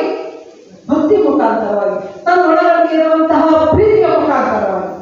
ನೋಡಿ, ಪ್ರೀತಿ ತುಂಬಿದಂತಹ ಈ ಇದ್ರೊಳಗಡೆ, ಪ್ರೀತಿ ತುಂಬಿದಂತಹ ಹೃದಯದೊಳಗಡೆ ಕರೆದ್ರೆ ಯಾವ ಸಹಿತ ಬರೋದಿಲ್ಲ ಅಂತ ಹೇಳೋದಿಲ್ಲ. ಇವತ್ತು ಈ ಕಾರ್ಯಕ್ರಮಕ್ಕೆ ಚಿಕ್ಕಮಗಳೂರಿಂದ ಬಂದಿದ್ದಾರೆ, ಹಾಸನದಿಂದ ಬಂದಿದ್ದಾರೆ, ಇಲ್ಲಿ ಇಬ್ಬರು ದಂಪತಿಗಳು ಏನಿದಾರಲ್ಲ ಬಾಗಲಕೋಟೆಯಿಂದ ಬಂದಿದ್ದಾರೆ, ಮನಮಂಡಿಯಿಂದ ಬಂದಿರಿ, ಈ ಧಾರವಾಡದಿಂದ ಬಂದಿರಿ, ಹುಬ್ಬಳ್ಳಿಯಿಂದ ಬಂದಿರಿ, ಸುತ್ತಮುತ್ತಲಿನ ಊರು ಒಬ್ಬರಾಗಿ ಇಬ್ಬರಾಗಿ ಸುತ್ತಮುತ್ತಲಿನ ಊರೆಲ್ಲ ಬಂದಿರಿ. ಯಾಕೆ ಬಂದಿದ್ದೇವೆ ಅಂತ ಹೇಳಂತಂದ್ರೆ ಅಪ್ಪ ಅವರು ತೋರಿಸಿದಂತಹ ಪ್ರೀತಿಗೆ ನೀವೆಲ್ಲರೂ ಬಂದಿರಿ. ಅವರ ಒಂದು ಪ್ರೀತಿಯ ಮನೆಯಕ್ಕಾಗಿ ನೀವು ಬಂದಿರಿ, ಅವ್ರು ಮಾಡ್ತಿರುವಂತಹ ಕಾರ್ಯಕ್ಕೆ ಕೈ ಜೋಡಿಸಲಿಕ್ಕಾಗಿ ಬಂದಿರಿ. ಹಾಗೇನೆ ಬಸವಣ್ಣನ ಸಹಿತ ತನ್ನ ಪ್ರೀತಿಯ ಮುಖಾಂತರವಾಗಿ, ಪ್ರೇಮದ ಮುಖಾಂತರವಾಗಿ ಯಾರನ್ನು ಸಹಿತ ಕುಲ, ಚಲ, ವರ್ಗ, ವರ್ಣ, ಲಿಂಗ ಭೇದ ಇರಲಾದೆ ಎಲ್ಲರನ್ನೂ ಒಪ್ಪಿಕೊಂಡ್ರು. ಇವ ನಾರವ ಅಂತೇಳಿ ಅವ್ರು ಯಾವತ್ತೂ ಸಹಿತ ಅನ್ವಯ ಎಲ್ಲರನ್ನೂ ಸಹಿತ ನಮ್ಮವರು ಅನ್ನುವಂತಹ ರೀತಿಯಲ್ಲಿ ಒಪ್ಕೊಂಡಿದ್ರು. ಅಷ್ಟೇ ಅಲ್ಲ, ನಿಮ್ಮ ಮನೆಯ ಮಗನಾನಯ್ಯ ಅಂತ ನಾವಿವತ್ತು ನಮ್ಮ ಮನೆಯಲ್ಲಿ ತಂದೆ ತಾಯಿಗಳಿಗೆ ಮಗನಾಗಲಿಕ್ಕೆ ಮಗಳಾಗಲಿಕ್ಕೆ ಯೋಗ್ಯ ಇಲ್ಲ. ಯಾಕಂತಂದ್ರೆ ಸಂಸ್ಕಾರದ ಅಭಾವ. ಅಂಥದ್ರೊಳಗಡೆಗೆ ಬಸವಣ್ಣ ನಿಮ್ಮ ಮನೆಯ ಮಗನಾನಯ್ಯ, ಚೆನ್ನಯ್ಯನ ಮನೆಯ ಮಗ ನಾನು. ಡೋಗನ ಮನೆಗೆ ಹೋದ್ರು, ಕಕ್ಕಯ್ಯನ ಮನೆಗೆ ಹೋದ್ರು, ಚೆನ್ನಯ್ಯನ ಮನೆಗೆ ಹೋದ್ರು. ಅವ್ರ ಮನೆಯಲ್ಲಿ ಪ್ರಸಾದ ಮಾಡಿದ್ರು, ಸ್ನಾನ ಮಾಡಿದ್ರು, ಜಪ ಮಾಡಿದ್ರು, ಪ್ರಸಾದ ಮಾಡಿದ್ರು, ಅವ್ರು ಒಡನಾಡಿದ್ರು. ಅವರ ಹೆಗಲ ಮೇಲೆ ಕೈ ಹಾಕಿ ನೀನು ಯಾರು ಅಲ್ಲಪ್ಪ, ನಮ್ಮಯ್ಯ, ಅಪ್ಪ, ಅಣ್ಣ, ಅಕ್ಕ, ತಂದೆ ಎಲ್ಲರನ್ನೂ ಹಾಕಿಕೊಂಡ್ರು. ಇವತ್ತು ನಮ್ಮಲ್ಲಿ ಏನಿದೆ ಅದು ಒಪ್ಕೊಂಡಿದ್ದೀವಿ. ನಾವು ಒಪ್ಕೊಂಡಿದ್ದೀವ, ನಮ್ಮವರನ್ನೇ ಒಪ್ಕೊಂಡಿಲ್ಲ. ನಮ್ಮ ಸಮಾಜದೊಳಗಡೆಗೆ 108, ನಮ್ಮ ಲಿಂಗಾಯತ ಸಮಾಜದೊಳಗಡೆಗೆ 108 ಜಾತಿಗಳನ್ನು ಮಾಡ್ಕೊಂಡು ನಮ್ಮಲ್ಲೇ ಕೊಡ್ಕೊಳ್ಳೋದಿಲ್ಲ. ಪಂಚಮ ಶಾಲೆಗಳು ಸಾಧನೆಗಳೆಲ್ಲ ನಮ್ಮಲ್ಲೇ ಕೊಡ್ಕೊಳ್ಳಿಕ್ಕೆ, ಹೆಣ್ಣು ಮನೆಗಳನ್ನು ಕೊಡ್ಕೊಳ್ಳಿಕ್ಕೆಲ್ಲ ನಾವು ಮಾಡೋದಿಲ್ಲ. ಯಾಕಂದ್ರೆ ನಾವು ನಮ್ಮಲ್ಲೇ ಬಿಡ್ರಿ, ನಮ್ಗಾಗಲ್ಲ. ಬೇರೆ ಮಾಡಿದ್ರು ಸಹಿತ ನಾವು ಒಪ್ಪೋದಿಲ್ಲ. ಅವರನ್ನ ಕೇಳಿಸಿ ಮಾತಾಡ್ತಾರೆ, ಅಯ್ಯೋ ಹೇಳಿದ್ರು ಸಹಿತ ಹೇಳಿದ್ರು ಗಂಟೆಗೂ ಪಂಚಮ ಶಾಲೆಯಲ್ಲಿ ಕೊಟ್ಟಾರ, ನೋಡಿ ಬಡಿಜರಿಗೆ ಕೊಟ್ಟಾರ ನೋಡಿ, ಈ ಮಾತುಗಳನ್ನ ನಾವು ಮಾಡ್ತೇವೆ ಇಲ್ಲ. ಯಾಕಂತಂದ್ರೆ ನಮಗೆ ಆ ಸಾಮಾಜಿಕವಾಗಿರುವಂಥ ಆ ಪ್ರಜ್ಞೆ ನಮ್ಮೊಳಗಡೆಗೆ ಇಲ್ಲ. ಆದರೆ ಬಸವಣ್ಣ ಇದೆಲ್ಲವನ್ನೂ ಸಹಿತ ತನ್ನ ಒಂದು ವೃತ್ತಿಯ ಮುಖಾಂತರವಾಗಿ, ಪ್ರೀತಿ, ಕರುಣೆ, ಕರ್ತುಲಾತೆಯ ಮುಖಾಂತರವಾಗಿ ಎಲ್ಲರೂ ಒಬ್ಬ ಕಳ್ಳನಲ್ಲಿಯೂ ಸಹಿತ ಸಂಗಮನಾಥನನ್ನು ಕಂಡಂತಹ ಏಕೈಕ ವ್ಯಕ್ತಿ ಬಸವಣ್ಣ. ಮನೆಗೆ ಒಲೆಯನ್ನು ಕದಿಲಿಕ್ಕೆ ಬಂದಂತಹ ವ್ಯಕ್ತಿ ಒಳಗಡೆಗೆ ಸಂಗಮನಾಥನನ್ನು ಕಂಡಂತಹ ಬಸವಣ್ಣ. ಆಕಳಗಳನ್ನು ಕದ್ದೊಯ್ಕೊಂಡು ಹೋಯ್ತಂತಂದ್ರೆ ಕಳ್ಳರು ಅಂತಂದ್ರೆ ಬಸವಣ್ಣ ಅವರಿಗೆ ಬೈದು, ಹೌದಪ್ಪ ಅವರೆಲ್ಲ ಕಳ್ಳರು. ಆಕಳ ಕದ್ದೊಯ್ದರಿಂದ ಬೋಧಿಮ ಧರ್ಮ, ಆಗಳದಿಂದ ಬೋಧಿಮ ಧರ್ಮ. ಅಲ್ಲಿ ಮುಂಬರ ಸಂಘ, ಇಲ್ಲಿ ಮುಂಬರ ಸಂಘ, ಕೂಡಲ ಸಂಗಮ ದೇವ ಏಕೋಭವ. ಅಲ್ಲ ನನ್ನ ಮಂದಿ ಉಂಟು, ಯಾರು ತಗೊಂಡೋಗಿರ್ತಾರೆ ಅವ್ರು ಉಂಟಾರ. ಇಲ್ಲಿ ನಾವಿದ್ರೆ ನಾವು ಉಂಟಿದ್ರು, ಯಾರು ತಗೊಂಡೋಗಿರ್ತಾರೆ ಅವ್ರು ಉಂಟಾರ. ಅದಕ್ಕಾಗಿ ಯಾಕೆ ಚೀರಾಡಿ, ಯಾರು ಇದು ಮಾಡ್ತಾರೆ? ಅದ್ರ ಬದಲಾಗಿ ಆಕಳುಗಳು ಅಲ್ಲಿರುವಂಥ ಕರುಗಳು ಏನಿದ್ವಲ್ಲ, ಆ ಕರುಗಳನ್ನ ಎಲ್ಲಿ ಆಕಳುಗಳಿದೋ ಅಲ್ಲಿ ಬಿಟ್ಟು ಬಾ ಅಂತ ಹೇಳಿದ್ರು ಬಸವಣ್ಣ. ಅಂದ್ರೆ ಎಷ್ಟು ಕರುಣೆ ತುಂಬಿದ್ದಾರೆ ಅವರೊಳಗಡೆ. ಇವನ್ನ ನಾವು ಇತಿಹಾಸದಲ್ಲಿ ಓದ್ತೇವೆ, ಆದ್ರೆ ನಮ್ಮ ನಿಜ ಜೀವನದೊಳಗಡೆಗೆ ನಾವು ಬಿಟ್ಟು, ನಮ್ಮ ಬಟ್ಟೆ ಒಳಗಡೆ ಬಿಟ್ಟಿರಂತ ಮಕ್ಕಳು ಮಾತ್ರ, ನಮ್ಮ ಅಣ್ಣ ಮಾತ್ರ, ನಮ್ಮ ಅಕ್ಕ ಮಾತ್ರ ಅದಾದರೂ ಅದು ಆಗಿದೆ. ಮನೆಯಲ್ಲಿ ಗುದ್ದಾಟ ಜಗಳಾಟ ಯಾರ್ಯಾರಿಗೆ ಅಂತಂದ್ರೆ ಅಕ್ಕನ ಕಂಡ್ರೆ ತಮ್ಮನಿಗಾಗಿಲ್ಲ, ತಮ್ಮನ ಕಂಡ್ರೆ ಅಕ್ಕನಿಗಾಗಲ್ಲ, ತಮ್ಮನ ಕಂಡ್ರೆ ಅಣ್ಣಗಾಗಲ್ಲ, ಅಣ್ಣನ ಕಂಡ್ರೆ ನಮ್ಮ ಕುಟುಂಬ ಒಳಗಡೆಗೆ ನಮ್ಗೆ ಇವತ್ತು ಸಾಮರ್ಥ್ಯವನ್ನು ಸಾಧಿಸಲಿಕ್ಕೆ ಸಾಧ್ಯ ಇಲ್ಲ. ಅಂಥದ್ರೊಳಗಡೆಗೆ ಬಸವಣ್ಣನವರು ಈ ಸಮಾಜವನ್ನು ತಮ್ಮ ತೆಕ್ಕೆಯಲ್ಲಿ ತೆಗೆದುಕೊಂಡ್ರು. ಅಷ್ಟೇ ಇಲ್ಲ, ಬಂದಂಥವರಿಗೆ ಎಲ್ಲರಿಗೂ ಸಹಿತ ಅನುಭವ ಮಂಟಪವನ್ನು ಕಟ್ಟಿದ್ರು. ಆ ಅನುಮಂಟಪದ ರೂವಾರಿ ಬಸವಣ್ಣ. ಆ ಅನುಭವ ಮಂಟಪಕ್ಕೆ ಏನು ಜಗತ್ತಿನ ನಾನಾ ದೇಶಗಳಿಂದ, ನಾನಾ ಊರುಗಳಿಂದ, ರಾಜ್ಯಗಳಿಂದ ಬಂದಾಳಂತಂದ್ರೆ ಬಸವಣ್ಣವರು ಒಬ್ಬರೇ ಎಲ್ಲರನ್ನೂ ಸಹಿತ ನಿಭಾಯಿಸಿದ್ರೆ ನೋಡ್ರಿ. ಇಲ್ಲರೂ ಸಹಿತ ಆ ಮಹಾಮನೆ, ಇದು ಮಹಾಮನೆ, ಹೌದಾ? ಇದಕ್ಕೆ ಏನಂತ ಹೇಳ್ತೀನಿ? ಮಹಾಮನೆ. ನೀವೆಲ್ಲರೂ ಬಂದಿದ್ರಿ, ಪೂಜ್ಯರುಗಳು ಬಂದಿದ್ದಾರೆ, ಇಲ್ಲಿ ಬಾಗಲಕೋಟೆಯಿಂದ ಶರಣರು ಬಂದಿದ್ದಾರೆ. ಇವರೆಲ್ಲ ಬಂದಾದ್ಮೇಲೆ ಅಪೂರ್ಣ ಹೇಳಿ ನಿಮ್ಮನ್ನ ಇಲ್ಲಿ ಶರಣಾರ್ಥಿ ಅಂತಂದ್ರೆ ಹೇಳಿ ಕರ್ಕೊಂಡು ಬಂದ ಒಳ ಕರ್ಕೊಂಡು ಬಂದರೆ ಯಾರು ಅಂತಂದ್ರೆ ನೀಲಮ್ಮ ತಾಯಿ. ಈ ಮಹಾಮನೆ ಮಹಾತಾಯಿ ನೀಲಮ್ಮ ತಾಯಿ. ಚಪ್ಪಾಳೆ ಬಿಡಿದ್ರಿ. ನಾನು ಬಂದಾಗಿನ ಸಹಿತ ಅವ್ರನ್ನ ನೋಡ್ತಾ ಇದ್ದಾನ. ಹೌದು, ಫೋನ್ ಮಾಡುವಂಥದ್ದು ಬರೆಯೋವರ ಹೆಂಗ್ ಬರ್ತೀರಿ, ಎಲ್ಲಿಗೆ ಬರ್ತೀರಿ, ಅವ್ರನ್ನ ಕಳಿಸ್ತೀವಿ ಇವ್ರನ್ನ ಕಳಿಸ್ತೀವಿ ಬಂದಂಥ ಸಂದರ್ಭದಲ್ಲಿ ನಾವು ಬಂದಿವಿ ಅವರ ಅಂತಂತೇಳಿ ಮಹಾಮನೆ ಮುಂದೆ ಕೈ ಮುಗಿದು ನಿಂತು ಶರಣಾರ್ಥಿ ಬರೀ ತಾಯಿ ಒಳಗಡೆ ಅಂತ ಕರೀತಾರಲ್ಲ, ಆ ದೇಶಗಳೇ ನಿಜವಾದಂತ.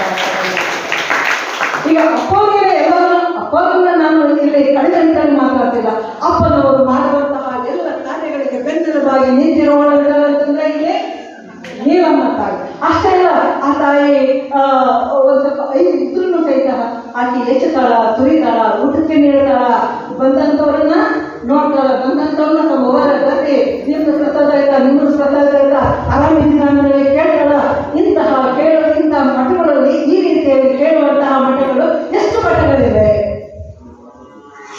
ನಾನು ಹೇಳ್ತಾನೆ ಮೊದಲಿಗೆ ನೀವೆಲ್ಲರೂ ಪ್ರೀತಿಯಿಂದ ಬಂದಿದ್ದೀರಾ ಅಂತಂದ್ರೆ ಅಪ್ಪನವರ ಪ್ರೀತಿಯಿಂದ ಬಂದಿದ್ದೀರಾ ಅಂತಂತೇಳಿ. ಹಾಗೆ ಇಲ್ಲಿ ಅನುಭವ ಮಂಟಪದ ಒಳಗಡೆಗೆ ಆ ಬೇರೆ ಬೇರೆ ರಾಜ್ಯಗಳಿಂದ ಶರಣರು ಬಂದರು ಅಂತಂದ್ರೆ ಆ ಎಲ್ಲ ಶರಣರನ್ನ ಸ್ವಾಗತಿಸುವಂತಹ, ಆ ಎಲ್ಲ ಶರಣರಿಗೆ ಬೇಕಾದಂತಹ ವಸತಿಯನ್ನ, ಆ ಎಲ್ಲ ಶರಣರಿಗೆ ಬೇಕಾದಂತಹ ಪ್ರಸಾದವನ್ನ, ಜೊತೆಗೆ ಅಲ್ಲಿ ಭಗವತಿ ಮಹಾಮನೆ ಒಳಗಡೆ ಅನುಭವ ಮಂಟಪದಲ್ಲಿ ಇಲ್ಲಿ ತನಕ ಆಗಿರುವಂತಹ ಕಾರ್ಯಗಳೇನು, ಮುಂದೆ ಆಗಬೇಕಾಗಿರುವಂತಹ ಕೆಲಸಗಳೇನು ಅಂತಂದರೆ ಎಲ್ಲ ಶರಣರಿಗೆ ತಿಳಿದುಕೊಡುವಂತಹ, ಜೊತೆಗೆ ಯಾಕೆಂತಂದ್ರೆ ಬೇರೆ ಬೇರೆ ರಾಜ್ಯಗಳಿಂದ ಬಂದಂತಹ ಶರಣರಿಗೆ ಕನ್ನಡದ ಜ್ಞಾನ ಇರಲಿಲ್ಲ, ಅವರಿಗೆ ಕನ್ನಡದ ಭಾಷೆ ಬಂದಿರಲಿಲ್ಲ, ಅವರಿಗೆ ಕನ್ನಡ ಭಾಷೆಯನ್ನು ಕಲಿಸ್ಕೊಡ್ತಾರೆ. ಯಾಕಂದ್ರೆ ವಚನಗಳಿದ್ದಾರೆ ಕನ್ನಡದಲ್ಲಿ ಹೆಂಗ್ ಬಂದ್ರು ಅವರು ಕನ್ನಡದ ಭಾಷೆಯನ್ನ ನಮ್ಮ ತಾಯಿಯವರನ್ನ ಕಲಿಸ್ಕೊಂಡು ನಾಲ್ವತ್ತು ವಯಸ್ಕರ ಶಿಕ್ಷಣ ನೀತಿ ಅಂತ ಹೇಳಿ ನಮ್ಮ ಶಿಕ್ಷಣ ಇಲಾಖೆಯಲ್ಲಿ ಅದು ಆ ಕಾಲಕ್ಕೇನೆ ಬಸವಣ್ಣನವರ ಕಾಲಕ್ಕೇನೆ ನೀಲಮ್ಮ ತಾಯಿ ಕೆಲಸವನ್ನು ಮಾಡ್ತಾರೆ. ಈ ಕಡೆ ಅನುಭವ ಮಂಟಪದಲ್ಲಿ ಜ್ಞಾನ ದಾಸೋಹ ಆಗ್ತಿತ್ತು ಅಂತಂದ್ರೆ ಮಹಾಮನೆಯೊಳಗಡೆಗೆ ಅಕ್ಕನಾಗಮ್ಮ ಅನ್ನದಾಸೋಹವನ್ನು ಮಾಡ್ತಾ ಇದ್ರು. ಯಾಕಂದ್ರೆ ಹೊಟ್ಟೆ ತುಂಬಿದ ಮೇಲೆ ಎಲ್ಲ ಇದೆಲ್ಲ ಅನುಭವ ಮಾಡೋದು. ಬೆಳಿಗ್ಗೆ ನಮ್ಗೆಲ್ಲರಿಗೂ ಸಹಿತ ಪ್ರಸಾದ ಹಾಕಿದ್ದಾರೆ ಅಂತಂದ್ರೆ ಇವಾಗ ಎಲ್ಲರೂ ಸಹಿತ ನಾವು ಕುತ್ಕೊಂಡು ಆರಾಮಾಗಿ ಕೇಳ್ತೇವೆ. ಹೋಗಲಿಲ್ಲದಿದ್ದರೆ ಓಂ ನಮಃ ಶಿವಾಯ ಎಂಬ ಮಂತ್ರ ಇಲ್ಲ. ಹೊಟ್ಟೆ ತುಂಬಿದ ಮೇಲೆ ಲತಕ್ಕ ಈಗ ಹೇಳ್ಕೊಟ್ರು ಪ್ರಾರ್ಥನೆ.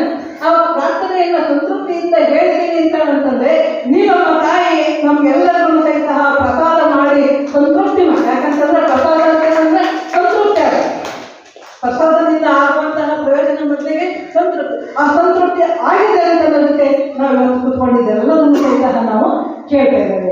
ಹಾಗಾಗಿ ಬಂದಂತಹ ಎಲ್ಲ ಶರಣರ ವಸತಿ ವ್ಯವಸ್ಥೆ ಇರ್ಬೋದು, ಅವರ ಆಗುಹೋಗುಗಳು ಇರ್ಬೋದು, ಎಲ್ಲವನ್ನೂ ಸಹಿತ ವಿಚಾರಿಸ್ಕೊಂಡು ಇದು ಮಾಡಿ ಎಲ್ಲರನ್ನೂ ಸಹಿತ ತನ್ನ ತೆಕ್ಕಿಗೆ ತೆಗೆದುಕೊಂಡು, ಯಾಕೆಂತಂದ್ರೆ ಆಕೆ ಹಿರಿಯ ಮಹಾಮನೆ ಒಳಗಡೆಗೆ ಅನುಭವ ಮಂಟಪದಲ್ಲಿ ಹಿರಿಯ ಹೆಣ್ಣುಮಗಳು ಎಲ್ಲರಿಗೂ ಸಹಿತ, ಜೊತೆಗೆ ಅಲ್ಲಿರುವಂತಹ ನೀಲಮ್ಮ ತಾಯಿ ಇರ್ಬೋದು, ಗಂಗಾಂಬಿಕೆ ಇರ್ಬೋದು, ಅಲ್ಲಿರುವಂತಹ ಕಾಳವೆ ಇರ್ಬೋದು, ಅಕ್ಕಮಾದೇವಿ ಇರ್ಬೋದು, ಇವರೆಲ್ಲರೂ ಸಹಿತ ಮೋಳಿಗೆ ಮಾರಯ್ಯ ಮಹಾದೇವಿ ಬೇರೆ ರಾಜ್ಯಗಳಿಂದ ಬಂದಂತಹ ಸಂದರ್ಭದಲ್ಲಿ ಯಾಕೆಂತಂದ್ರೆ ಒಂದು ರಾಜ್ಯವನ್ನು ಬಿಟ್ಟು ಬಂದಂತಹ ರಾಜ ರಾಣಿಯರನ್ನ, ಯಾಕಂದ್ರೆ ನಮ್ಮ ಮನೆ ಒಳಗಡೆಗೆ ಎಲ್ಲ ಆರಾಮಿದ್ದು ಎಲ್ಲರೂ ಹೋಗ್ತೀವಿ, ಎಲ್ಲರೂ ಒಂದು ಸ್ವಲ್ಪ ಕುಂದು ಬರುತ್ತೆ ಆಯ್ತು ಅಂತಂದ್ರೆ ಅಯ್ಯೋ ಅದೇ ಸರಿ ಇದೇ ಸರಿ ಅಂತ ನಾವು ಅಂಥದ್ರಲ್ಲಿ ಕಾಶ್ಮೀರ, ಪ್ರೇಮ ಕಾಶ್ಮೀರ, ಹೆಸರಾಗಿರುವಂತಹ ಪ್ರೇಮ ಕಾಶ್ಮೀರ, ಅಂತಹ ಕಾಶ್ಮೀರ ರಾಜ್ಯದಿಂದ ಬಂದಂತಹ ಅರಸು ಮತ್ತೆ ರಾಣಿಯರಿಗೆ, ರಾಜ ಮತ್ತು ರಾಣಿಯರಿಗೆ ಬಂದಂತಹ ಸಂದರ್ಭದಲ್ಲಿ ಕಟ್ಟಿಗೆಯನ್ನು ಹೊಡೆದು ಕಾಯಕವನ್ನು ಮಾಡಿ ಅಲ್ಲಿ ಬಂದರೆ ಅಂತಂದಾಗ ಅವರು ಇಲ್ಲಿಗೆ ಯಾರು ಬಂದು ಇಲ್ಲಿ ಸಂತೃಪ್ತಿಯನ್ನು ಪಡ್ಕೊಂಡ್ರು? ಅರಿವು. ನೆನ್ನೆ ಜ್ಞಾನ ಪ್ರಕಾಶ್ ಅವರು ಮಾತಾಡ್ಬೇಕಾದ್ರೆ ಒಂದು ವಚನವನ್ನು ಹೇಳಿದ್ರು. ಅರಿತವನೆಂತು ಸತ್ತನು, ಅರಿತವನೆಂತು ಹುಟ್ಟಿದನು, ಅರಿತವನೆಂತು ಕಾಶಕ್ಕೆ ಒಳಗಾದನು, ಅರಿತವನೇ ಚಿರಂಜೀವಿ ನೋಡ. ಅವರು ಚಿರಂಜೀವಿ ಆಗಿರುವುದು. ಮೋಳಿಗೆ ಮಾರಯ್ಯ ಮಾದೇವರು ಚಿರಂಜೀವಿ ಆಗಿ. ಯಾಕಂತಂದ್ರೆ ಬಸವಣ್ಣ ಅವರಿಗೆ ಅರಿವನ್ನು ಕೊಟ್ಟ, ಬಂದವರಿಗೆಲ್ಲ ಕೊಟ್ಟಿದ್ದು. ಬಸವಣ್ಣ ಏನು ಕೊಡಲಿಲ್ಲ, ಅವರಿಗೆ ಅರಿವನ್ನು ಕೊಟ್ಟಿದ್ದ, ಅರಿವನ್ನು ಜಾಗೃತ ಮಾಡಿದ್ದ. ಅರಿವು ಜ್ಞಾನ ಬಹಳ ಮುಖ್ಯ ಅಂತ ಹಲವು ಪ್ರಭುಗಳನ್ನು ಮಾತನ್ನು ಹೇಳ್ತಾರೆ. ಒಂದು ವಚನ ಹೇಳ್ತಾರೆ, ಭೂಮಿ ನಿನ್ನದಲ್ಲ, ಹೇಮ ನಿನ್ನದಲ್ಲ, ಕಾಮಿನಿ ನಿನ್ನವಳಲ್ಲ, ನೀವು ಜಗತ್ತಿಕ್ಕಿದ ವಿಧಿ, ನೀವು ವಿಧಿ ಕಡ್ದಂಗೆ ಆಡ್ತಾ ಹೋಗ್ತೀವಿ, ನೀವು ಜಗತ್ತಿಕ್ಕಿದ ವಿಧಿ. ನೊಡವೆ ಎಂಬುದು ಜ್ಞಾನರತ್ನ ಕಣ, ನೊಡವೆ ಎಂಬುದು ಜ್ಞಾನರತ್ನ ಕಣ. ಇಂತಪ್ಪ ಜ್ಞಾನರತ್ನವ ಕೆಳಗಿಡದೆ ನೀನು ಅಲಂಕರಿಸಿದೆ ಆದರೆ ನಿನ್ನಿಂದ ಬಿಟ್ಟು ಸಿಗುವಂತರಿಲ್ಲ ಕಾರಣ ಇದೆ ಮನವೇ. ನೀವು ಯಾರು ಸಹಿತ ನಾವು ಬಡವರು ಅಂತ ಹೋಗಬೇಡ್ರಿ. ಇಲ್ಲಿ ಬಂದು ಮಹಾಮನೆಗೆ ಬಂದು ಇಂತಹ ಜ್ಞಾನ ದಾಸೋಹದೊಳಗೆ ಜ್ಞಾನವನ್ನು ಪಡ್ಕೊಂಡು ನೀವೇ ನೋಡ್ತಿರಲ್ಲ, ನಿಜವಾದ ಶ್ರೀಮಂತರು ನೀವೇ, ನಿಜವಾದ ಶ್ರೀಮಂತರು ನೀವೇ. ಈ ವಚನಗಳನ್ನು ಓದಿ ಆ ವಚನಗಳು ನಿಮ್ಮೊಳಗಡೆ ವಚನ ಆಯ್ತು ಅಂತ ಹೇಳಿದ್ರೆ ಅವು ಕೊಡುವಂಥ ಶಕ್ತಿ ಬಹಳ ಶಕ್ತಿಯುತವಾಗಿರುವಂಥದ್ದು, ಬಹಳ ಶಕ್ತಿಯುತವಾಗಿರುವಂಥದ್ದು. ಅಂತ ಒಂದು ಶಕ್ತಿ ಯಾವುದರೊಳಗಡೆ ಇದೆ ಅಂತಂದರೆ ಆಧ್ಯಾತ್ಮದೊಳಗಡೆ ಇದೆ, ಆಧ್ಯಾತ್ಮದೊಳಗಡೆ ಇದೆ. ಆಧ್ಯಾತ್ಮ ಯಾವುದರೊಳಗಡೆ ಇದೆ ಅಂತ ಹೇಳಂತಂದ್ರೆ ವಚನದೊಳಗಡೆ ಇದೆ. ಒಂದ್ಸಲ ನೀವು ಸ್ವಾಮಿ ವಿವೇಕಾನಂದರ ಹೆಸರನ್ನೇ ಕೇಳ್ತೀರಿ ನೀವೆಲ್ಲರೂ ಸಹಿತ. ವಿವೇಕಾನಂದರು ಚಿಕ್ಕಪ್ಪನಗರಕ್ಕೆ ಹೋಗಿರ್ತಾರೆ.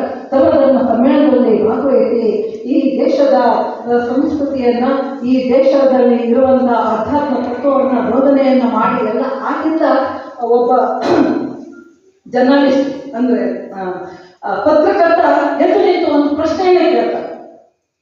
ಸ್ವಾಮಿಗಳೇ, ನನ್ನದೊಂದು ಪ್ರಶ್ನೆ ಕೇಳಪ್ಪ.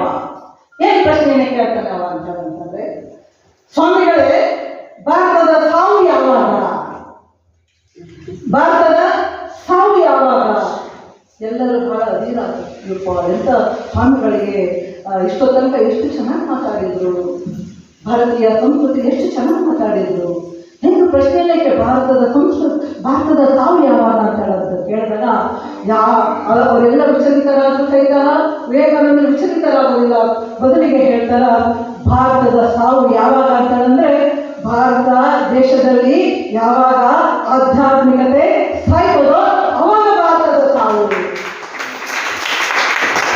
ಯಾಕಂದ್ರೆ ಭಾರತ ಆಧ್ಯಾತ್ಮದ ತವರು ನಾಡು. ಹಿಂದೆ ಎಲ್ಲರೂ ಸಹಿತ ಆಧ್ಯಾತ್ಮಿಕ ಮನಸ್ಸಿಗೆ ಶಾಂತಿ ಬೇಕು ಅಂತಂದ್ರೆ ಯಾವ ರೀತಿಯಲ್ಲಿ ನೀವತ್ತು ಮನೆ ಇಲ್ಲಿ ಬಸವ ಮಹಾಮನೆಗೆ ಶಾಂತಿಯನ್ನು ಅನಿಸ್ಕೊಂಡು ಬರ್ತಾ ಇದ್ರಲ್ಲ, ಇಲ್ಲಿ ಬಂದಂತಹ ಚಿಕಿತ್ಸೆಗೆ ಬಂದಂತಹ ಬಹಳಷ್ಟು ಜನರು ಮನೋವ್ಯಾಧಿಯಾಗಿ ನಂತರದ ವ್ಯಾಧಿಗಳಾಗಿರೋದು. ಅವರಿಗೆ ವ್ಯಾಧಿ ಬಂದಿರೋದು ಮೊದಲಿಗೆ ಮನಸ್ಸಿಗೆ ವ್ಯಾಧಿ ಆಗಿದೆ. ಆ ಮನಸ್ಸಿನ ವ್ಯಾಧಿಯಿಂದಾಗಿ ಅವರಿಗೆ ದೈಹಿಕ ವ್ಯಾಧಿ. ಎಲ್ಲ ವ್ಯಾಧಿಗಳಿಗೂ ಮೂಲ ಕಾರಣ ನಮ್ಮ ಮನಸ್ಸು. ಆ ಆಧ್ಯಾತ್ಮಿಕವಾಗಿರುವಂತಹ ಆ ಮನಸ್ಸು ಯಾವತ್ತು, ಯಾಕಂದ್ರೆ ಭಾರತದಲ್ಲೇ ಆಧ್ಯಾತ್ಮ ಸಾಯಲಿಕ್ಕೆ ಸಾಧ್ಯ ಇಲ್ಲ, ಅಂದ್ರೆ ಭಾರತಕ್ಕೆ ಸಾವು ಇಲ್ಲ. ಇಂತಹ ಒಂದು ಆಧ್ಯಾತ್ಮಿಕವಾಗಿರುವಂತಹ ತಲೆಹಣೆಯ ಮೇಲೆ ಬಸವಣ್ಣ ತನ್ನ ಭಕ್ತಿ ಸಾಮ್ರಾಜ್ಯವನ್ನು ಕಟ್ಟಿದ್ದ. ಹಾಗಾಗಿ ಇದು ಆಧ್ಯಾತ್ಮಿಕ ತಳಹದಿಯ ಮೇಲೆ ಇದ್ದಿದ್ದರ ಫಲವಾಗಿ ಈ ಒಂದು ಧರ್ಮಕ್ಕೆ ಯಾವತ್ತೂ ಸಹಿತ ಚ್ಯುತಿ ಇಲ್ಲ, ಯಾವತ್ತೂ ಸಹಿತ ಈ ಧರ್ಮ ಹಾಳೋಗೋದಿಲ್ಲ. ಒಬ್ಬರು ಹಾಳು ಮಾಡಿದ ಸಹಿತ ಮತ್ತೊಬ್ಬರ ಮುಖಾಂತರವಾಗಿ ಇದು ಪುಟಿದೇ ಇರ್ತೈತೆ. ಯಾಕಂದ್ರೆ 900 ವರ್ಷಗಳ ಆದರೂ ಸಹಿತ ನಾವು ಬಸವಣ್ಣನನ್ನ ನೆನಪು ಮಾಡ್ಕೊಳ್ತಾ, ಅಕ್ಕನನ್ನ, ಸಿದ್ದರಾಮಣ್ಣನನ್ನ, ಚಂದ್ರಬಸವಣ್ಣನ ನೆನಪನ್ನ ಮಾಡ್ಕೊಳ್ತಿದ್ದೀವಿ ಇವತ್ತು ಅಂತ. ಯಾಕಂತಾಳ ಅಂತಂದ್ರೆ ಅವರ ಒಂದು ಆಧ್ಯಾತ್ಮಿಕತೆ ಹಿನ್ನೆಲೆಯಲ್ಲಿ, ಅವರ ಜ್ಞಾನದ ಹಿನ್ನೆಲೆಯಲ್ಲಿ, ಅವರ ಬದುಕಿನಂತೆ ನಮ್ಮ ಬದುಕನ್ನು ಸಹಿತ ಆಗಬೇಕು ಅನ್ನುವಂತಹ ಹಿನ್ನೆಲೆ ಒಳಗಡೆಗೆ ನೋಡ್ರಿ. ಈ ರೀತಿಯಲ್ಲಿ ಒಬ್ಬ ಈ ರೀತಿಯಲ್ಲಿ ಎಲ್ಲ ಚಿಂತನೆಯನ್ನ ಮಾಡೋದಕ್ಕೆ ಮೂಲ ಕಾರಣಕರ್ತ ಅಂತಂದ್ರೆ ಅಕ್ಕನಾಗಮ್ಮ ತಾಯಿ. ಅಕ್ಕನಾಗಮ್ಮ ತಾಯಿ ಇರಲಿಲ್ಲ ಅಂತಂದ್ರೆ ಬಸವಣ್ಣ ಇಲ್ಲ ಅನ್ನುವಂತಹ ಮಾತನ್ನ ನಾನು ಮೊದಲಿಗೆ ಹೇಳಿದೆ. ಇಲ್ಲಿ ಆ ತಾಯಿ ಬಸವಣ್ಣನಿಗೆ ಎಲ್ಲ ರೀತಿಯಾದಂತಹ ಪ್ರೇರಕ ಶಕ್ತಿಯಾಗಿ, ಪೂರಕ ಶಕ್ತಿಯಾಗಿ ಆ ತಾಯಿ ಏನೇನು ಮಾಡಬೇಕು ಅಂತಂದೇಳಿ ಬಯಸಿದ್ನೋ ಆ ಎಲ್ಲದಕ್ಕೂ ಸಹಿತ ಆತನ ಬೆನ್ನ ಹಿಂದೆ ನಿಂತು ಮಾತಾಡ್ತಾ ಎಲ್ಲೂ ಸಹಿತ ತಾನು ಮಾಡಿದೆ ಅಂತಂದೇಳಿ ಎಲ್ಲೂ ಸಹಿತ ಹೇಳೋದು. ಇವತ್ತಿಗೂ ಸಹಿತ ಈ ಮಾತು ಸತ್ಯ. ಒಂದು ಮನೆಯಲ್ಲಿ ಒಂದು ಮನೆತನ ಮುಂದೆ ಬಂದಿತ್ತಂತಂದ್ರೆ ನೀವು ಯಾರಾದ್ರೂ ಹೆಣ್ಮಕ್ಳನ್ನ, ನೀವು ಯಾರಾದ್ರೂ ಮುಂದೆ ಬಂದಿತ್ತಂದ್ರೆ ಹೆಣ್ಮಕ್ಳನ್ನ ಹೇಳಿ ನೋಡ್ರಿ, ಹೌದು ನಮ್ಗೆ ಮನೆಯವ್ರು ನಿಂಗಮ್ಮ ಹಿಂಗೆ ಭಾಳ ಕೆಲಸ ಮಾಡಿದ್ದಾರೆ, ಭಾಳ ಹೆಸರುವಾಸಿ ಆಗಿದ್ದಾರೆ, ಪ್ರಸಿದ್ಧಿ ಆಗಿದ್ದಾರೆ ಅಂತಂತಂದ್ರೆ ಇಲ್ರಿ ಅಪ್ಪ ಎಲ್ಲ ಅವ್ರದೇ. ಇದು ಹೆಣ್ಮಕ್ಳು ದೊಡ್ಡ ಬಣ್ಣ. ಆದರೆ ಗಂಡ್ಮಕ್ಳು ಒಂದೇ ಸಾವಿರ ಹೆಣ್ಮಕ್ಳು ಹೊಗಳಿದ್ದೀವಿ. ಗಂಡ್ಮಕ್ಳು ಒಂದಿನ ಸಹಿತ ಹೆಣ್ಮಕ್ಳನ್ನ ಹೊಗಳಬೇಕು, ಹೊಗಳಿಕೆ ಕಂಡಲ್ಲಿ ಹೋಗಬೇಕು, ತೆಗಳಿಕೆ ಬಂದಲ್ಲಿ ತೆಗೊಳ್ಬೇಕು, ಬುದ್ಧಿ ಹೇಳ್ಬೇಕಾದ್ರೆ ಅವರು ಇವರು ಅಂತಾರೆ ಅನ್ನುವಂತಹ ಯಾವುದೇ ಭೇದ ಭಾವ ಇಲ್ಲ. ಹೆಣ್ಣು ಗಂಡು ಇವೆಲ್ಲ ಮುಗಿದೋದಂತಹ ಅಧ್ಯಾಯ. ಇಲ್ಲಿ ಈ ಹಿನ್ನೆಲೆ ಒಳಗಡೆ ಯಾವ ರೀತಿಯಲ್ಲಿ ಆ ತಾಯಿ ಬಸವಣ್ಣನ ಅನುಭವ ಮಂಟಪದೊಳಗಡೆ ಅವನ ಜೊತೆಯಾಗಿ ನಿಂತು ಆತನ ಅಂತಃಶಕ್ತಿಯಾಗಿ ನಿಂತು ಹೇಗೆ ಕೆಲಸವನ್ನು ಆ ತಾಯಿ ಮಾಡಿದ್ವಿ. ಮತ್ತೆ ಇದೆಲ್ಲ ನಮಗೆ ಪ್ರೇರಣೆ ಆಗಬೇಕಲ್ಲ, ಅದನ್ನು ನಾವು ಉಳಿಸ್ಕೋಬೇಕಲ್ಲ, ಅದನ್ನ ನಾವು ಬೆಳೆಸ್ಕೊಳ್ಬೇಕಲ್ಲ. ಮತ್ತೆ ಇನ್ನು ಯಾವಾಗ ಇದೆಲ್ಲ ಇನ್ನು ಯಾವಾಗ ಮಾಡಬೇಕು? ಇದು ಪೂಜ್ಯರಿಗೆ ಅಷ್ಟೇ ಸೀಮಿತ. ನಮ್ಮ ಮನೆಗಳಲ್ಲಿ ಏನು ಕೇಳ್ಕೊಂಡು ಹೋಗ್ತೀವಲ್ಲ, ಜಯಪ್ರಕಾಶ್ ಅವರು ಬಹಳ ಚೆನ್ನಾಗಿ ಹೇಳಿದರು ನಿನ್ನೆ. ಅವರು ತಿಳ್ಕೊಳ್ಳೋದು ಮನನವನ್ನು ಮಾಡಿದ ಮೇಲೆ ನಿಧಿಧ್ಯಾಸನ, ಶ್ರವಣ ಮನನ ನಿಧಿಧ್ಯಾಸನ, ನಿಧಿಧ್ಯಾಸನ ಅಂತ ಕೇಳ್ಕೊಂಡಿರಲ್ಲ. ಈಗ ಇಲ್ಲಿ ಕೇಳಿ 2 ಕಿವಿ ಪಟ್ಟನೆ ದೇವರ ಈ ಕಡೆ ಬಿಟ್ಟು ಹೋಗೋದಲ್ಲ, ಪ್ರಸಾದ ಮಾಡಿ ಈ ಕಡೆ ಬಿಟ್ಟು ಹೋಗೋದು. ನೀವು ಪ್ರಸಾದ ಬಿಟ್ಟು ಹೋದ್ರೆ ಬೇಡ ಅನ್ನೋದಿಲ್ಲ, ಇದನ್ನು ಮಾತ್ರ ಬಿಟ್ಟು ಹೋಗ್ಬಾರ್ದು. ಇದು ಬಹಳ ಅದ್ಭುತವಾಗಿರುವಂತಹ ಸಂಪತ್ತು. ನೀವು ಮನೆಗೆ ಹೋಗಿ ಹೌದು ಇಂತಹ ಒಂದು ಅಕ್ಕನಾಗಮ್ಮನ ಸ್ಮರಣೋತ್ಸವಕ್ಕೆ ಹೋಗಿದ್ದು, ಏನು ಹೇಳಿದ್ರು ಅಲ್ಲಿ, ಏನು ಮಾಡಿದ್ರು ಆ ತಾಯಿ ಯಾರು, ಏನು, ಯಾಕೆ, ಹೇಗೆ ತಾಯಿ ಯಾರು? ಪ್ರತಿಯೊಬ್ಬ ವ್ಯಕ್ತಿಯ, ಮಹಾನ್ ವ್ಯಕ್ತಿಯ ಹಿಂದೆ ಒಬ್ಬ ಪುರುಷನ ಹಿಂದೆ ಒಂದು ಹೆಣ್ಣಿರ್ತಾಳೆ.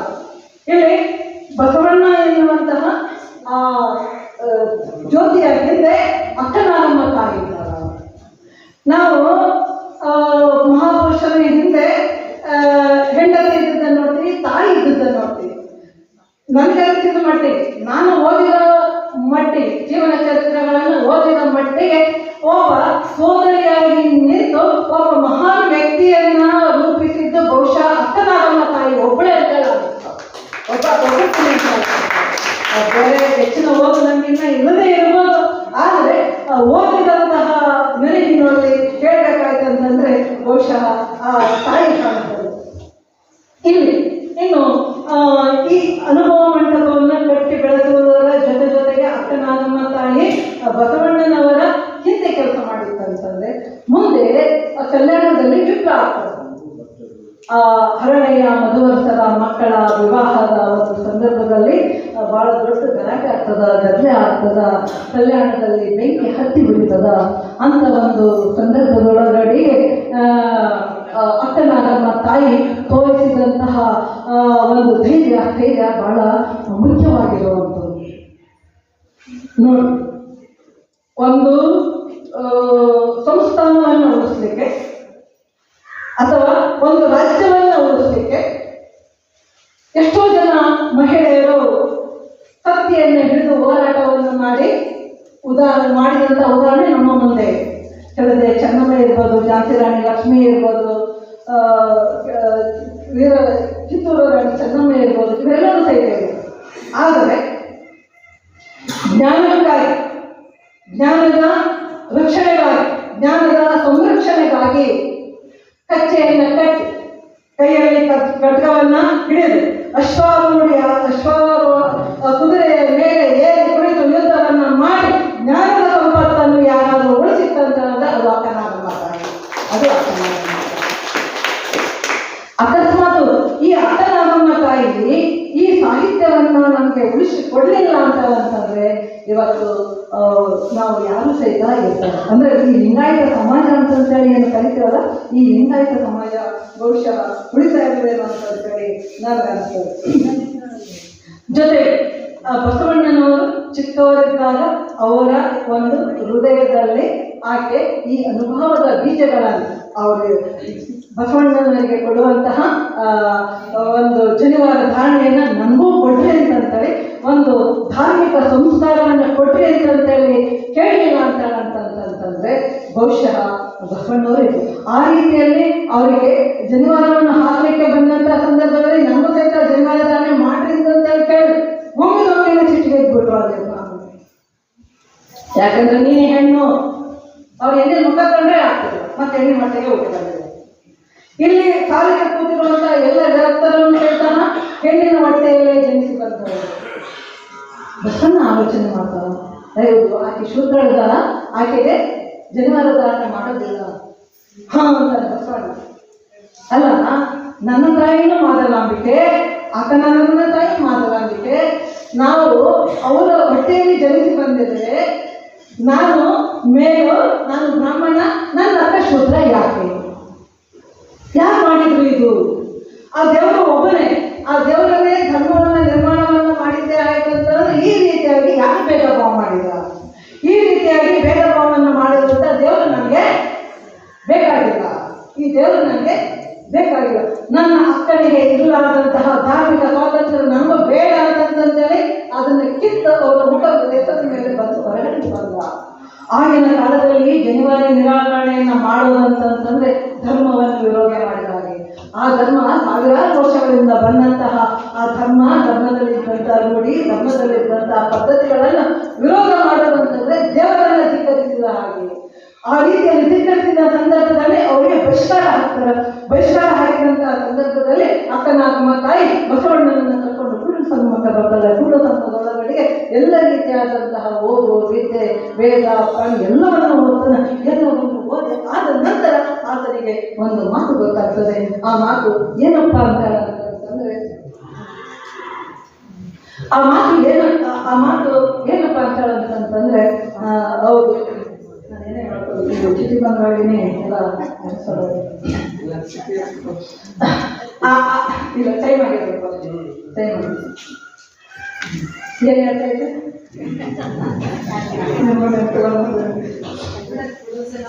ಅದೆಲ್ಲ ಓದಿದ್ರು ಎಲ್ಲ ಓದಂತಲೇ ಗೊತ್ತಾಗ್ತದ ಈ ದೇವರು ಧರ್ಮ ಅನ್ನೋದ್ರೊಳಗಡೆಗೆ ಏನೂ ಇಲ್ಲ. ಹಾಗಾಗಿ ಅವರು ಇದೆಲ್ಲ ಮಾನವ ನಿರ್ಮಿತ. ಇದೆಲ್ಲ ಸಹಿತ ಪುರುಷ ಸಮಾಜ ಮಾಡಿದಂತಹ ಸೃಷ್ಟಿ. ಇದೆಲ್ಲ ಸಹಿತ ಮಾನವ ನಿರ್ಮಿತ ಆಗಿರುವಂತಹ ಇದರೊಳಗಡೆಗೆ ದಯನೇ ಇಲ್ಲ. ಓದಿದನ್ನು ಬಸವಯ್ಯ ವೇದದೊಳಗಿನ ಮಾತ್ರ, ವೇದದೊಳಗಿನ ಹುಸಿ. ವೇದಗಳನ್ನು ಓದಿದಾಗ ಗೊತ್ತಾಯ್ತು ಅದರಲ್ಲಿ ಏನು ಹುಸಿ ಇದೆ ಅಂತ. ಹಾಗಲೇ ಮನವೇ ಓದು ಕಲಿಯಿತು ಜನವು, ಹೋದ ಓದಲ್ಲಿ ಹೊಸ ಮಾತು ಕೇಳಿದವು, ಭೂಮಿಗೆ ಬಂತು ಹೊಸ ಬೆಳಕು. ಯಾರು ಹೋದ್ರಲ್ಲಿ ಕಲ್ಯಾಣದಲ್ಲಿ ಯಾವ ಕಡೆಗೆ ಹೋದ್ರಲ್ಲಿ ಎಲ್ಲ ಹೊಸ ಮಾತಾಡಲಿಕ್ಕೆ ಶುರು ಮಾಡಿದ್ರು. ನೀವು ಮನೆಗೆ ಬಂದ್ಮೇಲೆ ಹೊಸ ಮಾತಾಡಬೇಕಿಲ್ಲ. ಇಲ್ಲಿ ಹೋಗ್ತಾರೆ ಅಕ್ಕ, ಅಣ್ಣ, ಅಪ್ಪ, ಚಿಕ್ಕಪ್ಪ, ದೊಡ್ಡಪ್ಪ ಏನು ನಮ್ಮ ಸುತ್ತಮುತ್ತ ಇದ್ದಂಥ ಜನರಿಗೆ ಪ್ರೀತಿಯಿಂದ ಒಪ್ಕೊಳ್ಳುವಂತ ಕೆಲಸವನ್ನು ಮಾಡಿದಂತಂದ್ರೆ ಅದೇ ಬಸವ ತತ್ವ. ಲಿಂಗ ಪೂಜೆ ಮಾಡೋದೇ ಬಸವ ತತ್ವ ಅಲ್ಲ. ಈ ರೀತಿಯಾಗಿ ಎಲ್ಲರನ್ನೂ ಸಹಿತ ಒಳಗೊಳ್ಳುವಂಥದ್ದನ್ನೇ ಬಸವ ತತ್ವ ಅನ್ನುವಂತಹ ಮಾತನ್ನ ಇಲ್ಲಿ ಕೊನೆಯದಾಗಿ ಒಂದು ಮಾತು. ಅಲ್ಲಿ ಜನಗಳು ನೋಡಕ್ಕೆ ಯಾರದ ಇವನ್ನೆಲ್ಲ ಶಂಭಾಜಿನ ಮಾದೇವಿದ್ದಾನೆ ಜವಾಬ್ದಾರಿ. ಕ್ರಾಂತಿಯ ಉಗಮವಾಗಿದ್ದು ಒಬ್ಬ ತಾಯಿಯಿಂದ, ಒಬ್ಬ ಹೆಣ್ಣು ಮಕ್ಕಳಿಂದ, ಅದು ಅಕ್ಕನಾಗಮ್ಮ ತಾಯಿಯಿಂದ. ಕ್ರಾಂತಿಯ ಕೊನೆ ಅದು ಜಾಜ್ವಲ್ಯಮಾನವಾಗಿದ್ದು ಸಹಿತ ಆ ಹೆಣ್ಮಗಳಾಗಿರುವಂತಹ ಅಕ್ಕನಾಗಮ್ಮ ತಾಯಿಯಿಂದ. ಇಲ್ಲಿ ಬಸವಣ್ಣನ ದೇಹದ ಪಾಲನೆ ಪೋಷಣೆ ಅಷ್ಟೇ ಮಾತ್ರವಲ್ಲ, ಅವನ ಅಂತರಂಗದ ಒಳಗಡೆಗೆ ಬಸವ ಜ್ಯೋತಿಯನ್ನು ಹುಟ್ಟಿಸಿ ಆ ಜ್ಯೋತಿ ಜಾಜ್ವಲ್ಯಮಾನವಾಗಿ ಇರುವಂತೆ ಮಾಡಿದಂತಹ ವ್ಯಕ್ತಿ ಅಂತಂದ್ರೆ ಅಕ್ಕನಾಗಮ್ಮ. ಈಗ ಮುಂದೆ ಬಸವಣ್ಣನವರು ಹಾಗೆ ಹೋದ ನಂತರ ಕೊನೆಗೆ ನಿಮ್ಗೆಲ್ಲರಿಗೂ ಗೊತ್ತೇ ಇದೆ ಅಂತಲೇ ನಾನು ಇದನ್ನ ಹೇಳ್ತಾ ಇಲ್ಲ. ಕೊನೆ ಒಳಗಡೆಗೆ ಕಲ್ಯಾಣದಲ್ಲಿ ಕ್ರಾಂತಿ ಆಗ್ತದೆ. ಕ್ರಾಂತಿ ಆದಂತಹ ಸಂದರ್ಭದಲ್ಲಿ ಎಲ್ಲ ಇಷ್ಟಪಲಾಗಿ ಜನರು ಹೋಗ್ತಾರ ಅಂತ ಒಂದು ಸಂದರ್ಭದ ಅಕ್ಕನಾಗಮ್ಮ ತನ್ನ ಬೆನ್ನಿಗೆ ಯಾವ ರೀತಿಯಾಗಿ ಇವತ್ತು ಬೆನ್ನಿಗೆ ಮಕ್ಕಳನ್ನ ಕಟ್ಕೊಂಡು ಹೋಗ್ತಾರೋ, ಏನಾದ್ರು ಗುಳೆ ಹೋಗ್ಬೇಕಾದ್ರೆ ಅಂತ ರೀತಿಯಲ್ಲಿ ಆಕೆ ಅಲ್ಲಿರುವಂತಹ ಯಾವ ಸಂಪತ್ತನ್ನು ಈಗ ತೆಗೆದುಕೊಂಡೋಗಿಲ್ಲ. ಆಕೆ ತೆಗೆದುಕೊಂಡೋಗಿದ್ದು ವಚನ ಸಂಪತ್ತ, ವಚನಗಳ ಕಟ್ಟೆಗಳನ್ನು ಬೆನ್ನಿಗೆ ಕಟ್ಟಿಕೊಂಡು ಆ ಎಲ್ಲ ಶರಣರನ್ನು ಒಂದುಗೂಡಿಸಿ ಆ ಎಲ್ಲ ಶರಣರು ಸಹಿತ ಒಂದುಗೂಡುವಂತೆ ಮಾಡುವಂತಹ ರೀತಿಯಲ್ಲಿ ಮಾರ್ಗದರ್ಶಕರಾಗಿ ಉಳಿವಿಯ ಕಡೆಗೆ ಬರ್ತಾ ಆ ಉಳಿವಿಯಲ್ಲೂ ಸಹಿತ ಮತ್ತೆ ಅಲ್ಲಿ ಉಳಿದಿದ್ದೇನೆ ಶರಣರು ಉಳಿದಿದ್ದೇನೆ ಉಳಿವಿ ಅನ್ನುವಂತಹ ಹೆಸರನ್ನು ಪಡೆದು ಅಲ್ಲಿ ಆಕೆ ಹೊಟ್ಟೆಯಲ್ಲಿ ಹುಟ್ಟಿ ಬಂದಂತಹ ಚನ್ನಬಸವಣ್ಣನವರು ಲಿಂಗೈಕ್ಯರಾಗ್ತಾರೆ. ನೋಡಿ, ಹೊಟ್ಟೆಯಲ್ಲಿ ಹುಟ್ಟಿ ಬಂದಂತಹ ಚನ್ನಬಸವಣ್ಣನವರು ಲಿಂಗೈಕ್ಯರಾದ ಸಹಿತ ಆಕೆಯನ್ನು ಅಂಜಲಿಲ್ಲ. ತಾನು ಕಟ್ಕೊಂಡಂತಹ ತನ್ನ ಗಂಡ ಶಿವನಾಗಮ್ಮಯ್ಯನವರು ಲಿಂಗೈಕ್ಯರಾದರೂ ಸಹಿತ ಆಕೆ ಅಂಜಲಿಲ್ಲ, ಅಳಲಿಲ್ಲ. ತನ್ನ ಹೊಟ್ಟೆ ತನ್ನ ಜೊತೆಗಾರನಾಗಿರುವಂತಹ ತನ್ನ ಬಳಿ ಬಂದಂತಹ ಬಸವಣ್ಣ ಲಿಂಗೈಕ್ಯ ಆದಂತಹ ಸಂದರ್ಭದಲ್ಲಿ ತುಂಬಿ ಆಕೆ ಆಪ್ತನಾದವನ್ನು ಮಾಡ್ತಾಳ. ಜೊತೆಗೆ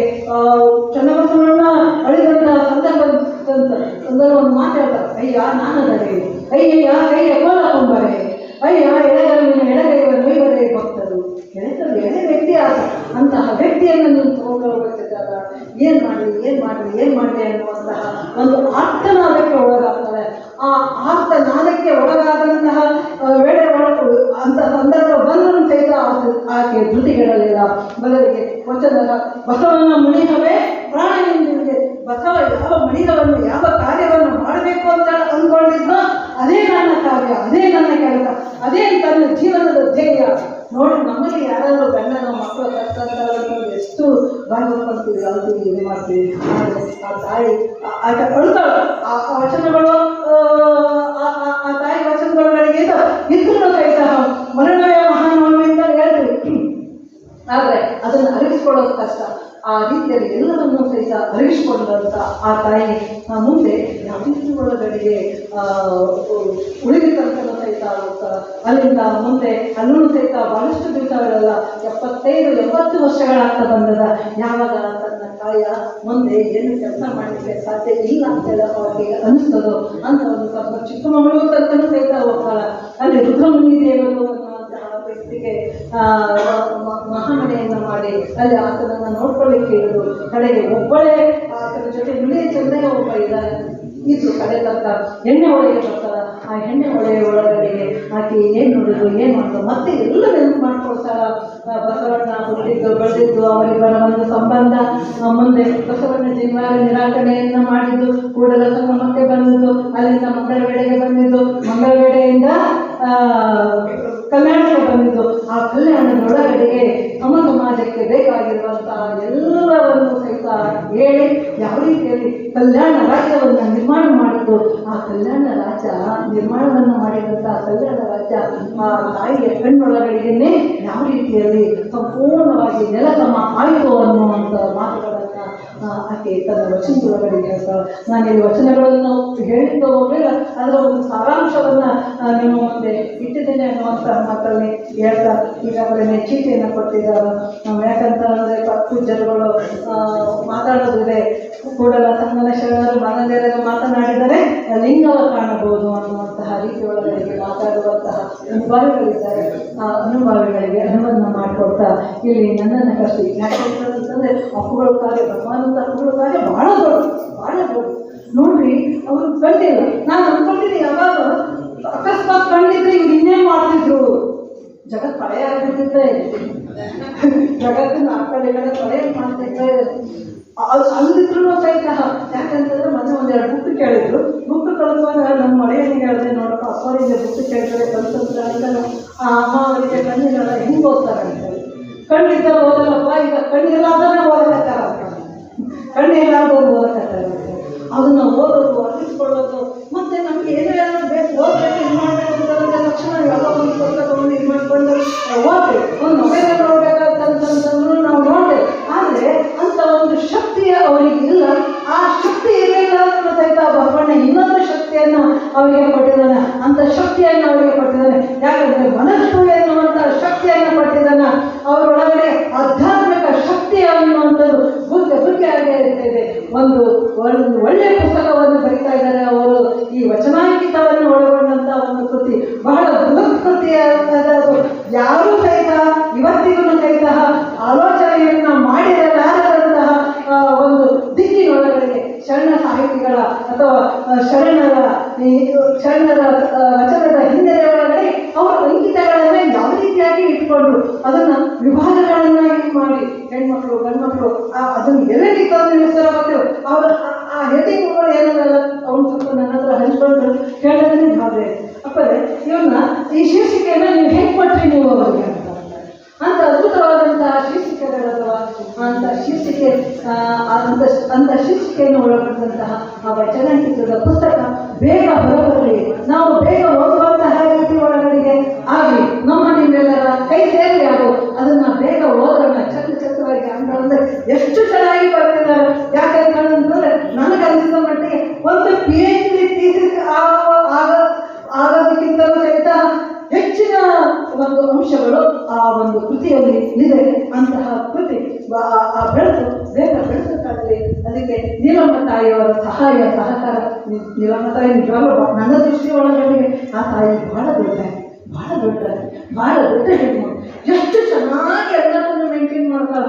ಆಕೆ ನಾನು ನೋಡಿದಾಗ ನನಗೆ ಅಕ್ಕನಾಗಮ್ಮ ತಾಯಿ ನಾನು ಆಕೆ ಮಗಬೇಕಂತ ಹೇಳ್ತಾ ಇಲ್ಲ. ಆಕೆ ಆದರ್ಶ, ನನಗೂ ಆದರ್ಶ. ಆ ತಾಯಿಯ ಆದರ್ಶ ಏನಲ್ಲ, ಆ ಕೆಲಸಗಳು ಏನಲ್ಲ, ಆ ಕಾರ್ಯಗಳು ಏನು ಅದಲ್ಲ. ನಾನು ಸಹಿತ ಆ ತಾಯಿಯ ಆದರ್ಶವನ್ನ, ಆಕೆ ಕೆಲಸವನ್ನ ನಾನು ಸಹಿತ ಬೆಚ್ಕೊಂಡೇನೆ, ಒಪ್ಕೊಳ್ತೀನಿ. ನಾನು ಆ ಥರ ಮಾಡಬೇಕು ನಮ್ಮ ಮನೆ ಒಳಗಡೆ, ಈ ಸಂಘಟನೆ ಒಳಗಡೆಗೆಲ್ಲ ನಾವು ಅಪ್ಪನ ಒಳಗ, ಅಣ್ಣನ ಒಳಗ, ಬಸವ ಕೇಂದ್ರ ಅಂತ ಏನೇನೋ ಸಂಘಟನೆಯನ್ನು ಮಾಡ್ಕೊಳ್ತೇವೆ. ಆ ಸಂಘಟನೆ ಒಳಗಡೆಗೆ ನಾವು ಸಹಿತ ಆ ಕೆಲಸವನ್ನ ಮಾಡಬೇಕು ಅನ್ನುವಂತಹ ರೀತಿ ಒಳಗಡೆಗೆ ಆ ತಾಯಿ ಆದರ್ಶರಾಗಿದ್ದಾಳೆ ನೀಲಮ್ಮ ತಾಯಿಗೆ ಮತ್ತೊಮ್ಮೆ ನಾನು ಧನ್ಯವಾದಗಳನ್ನು ಹೇಳ್ತಾ, ಇಲ್ಲಿ ತನಕ ನನ್ನನ್ನು ಸಹಿಸಿಕೊಂಡಲ್ಲ ನೀವು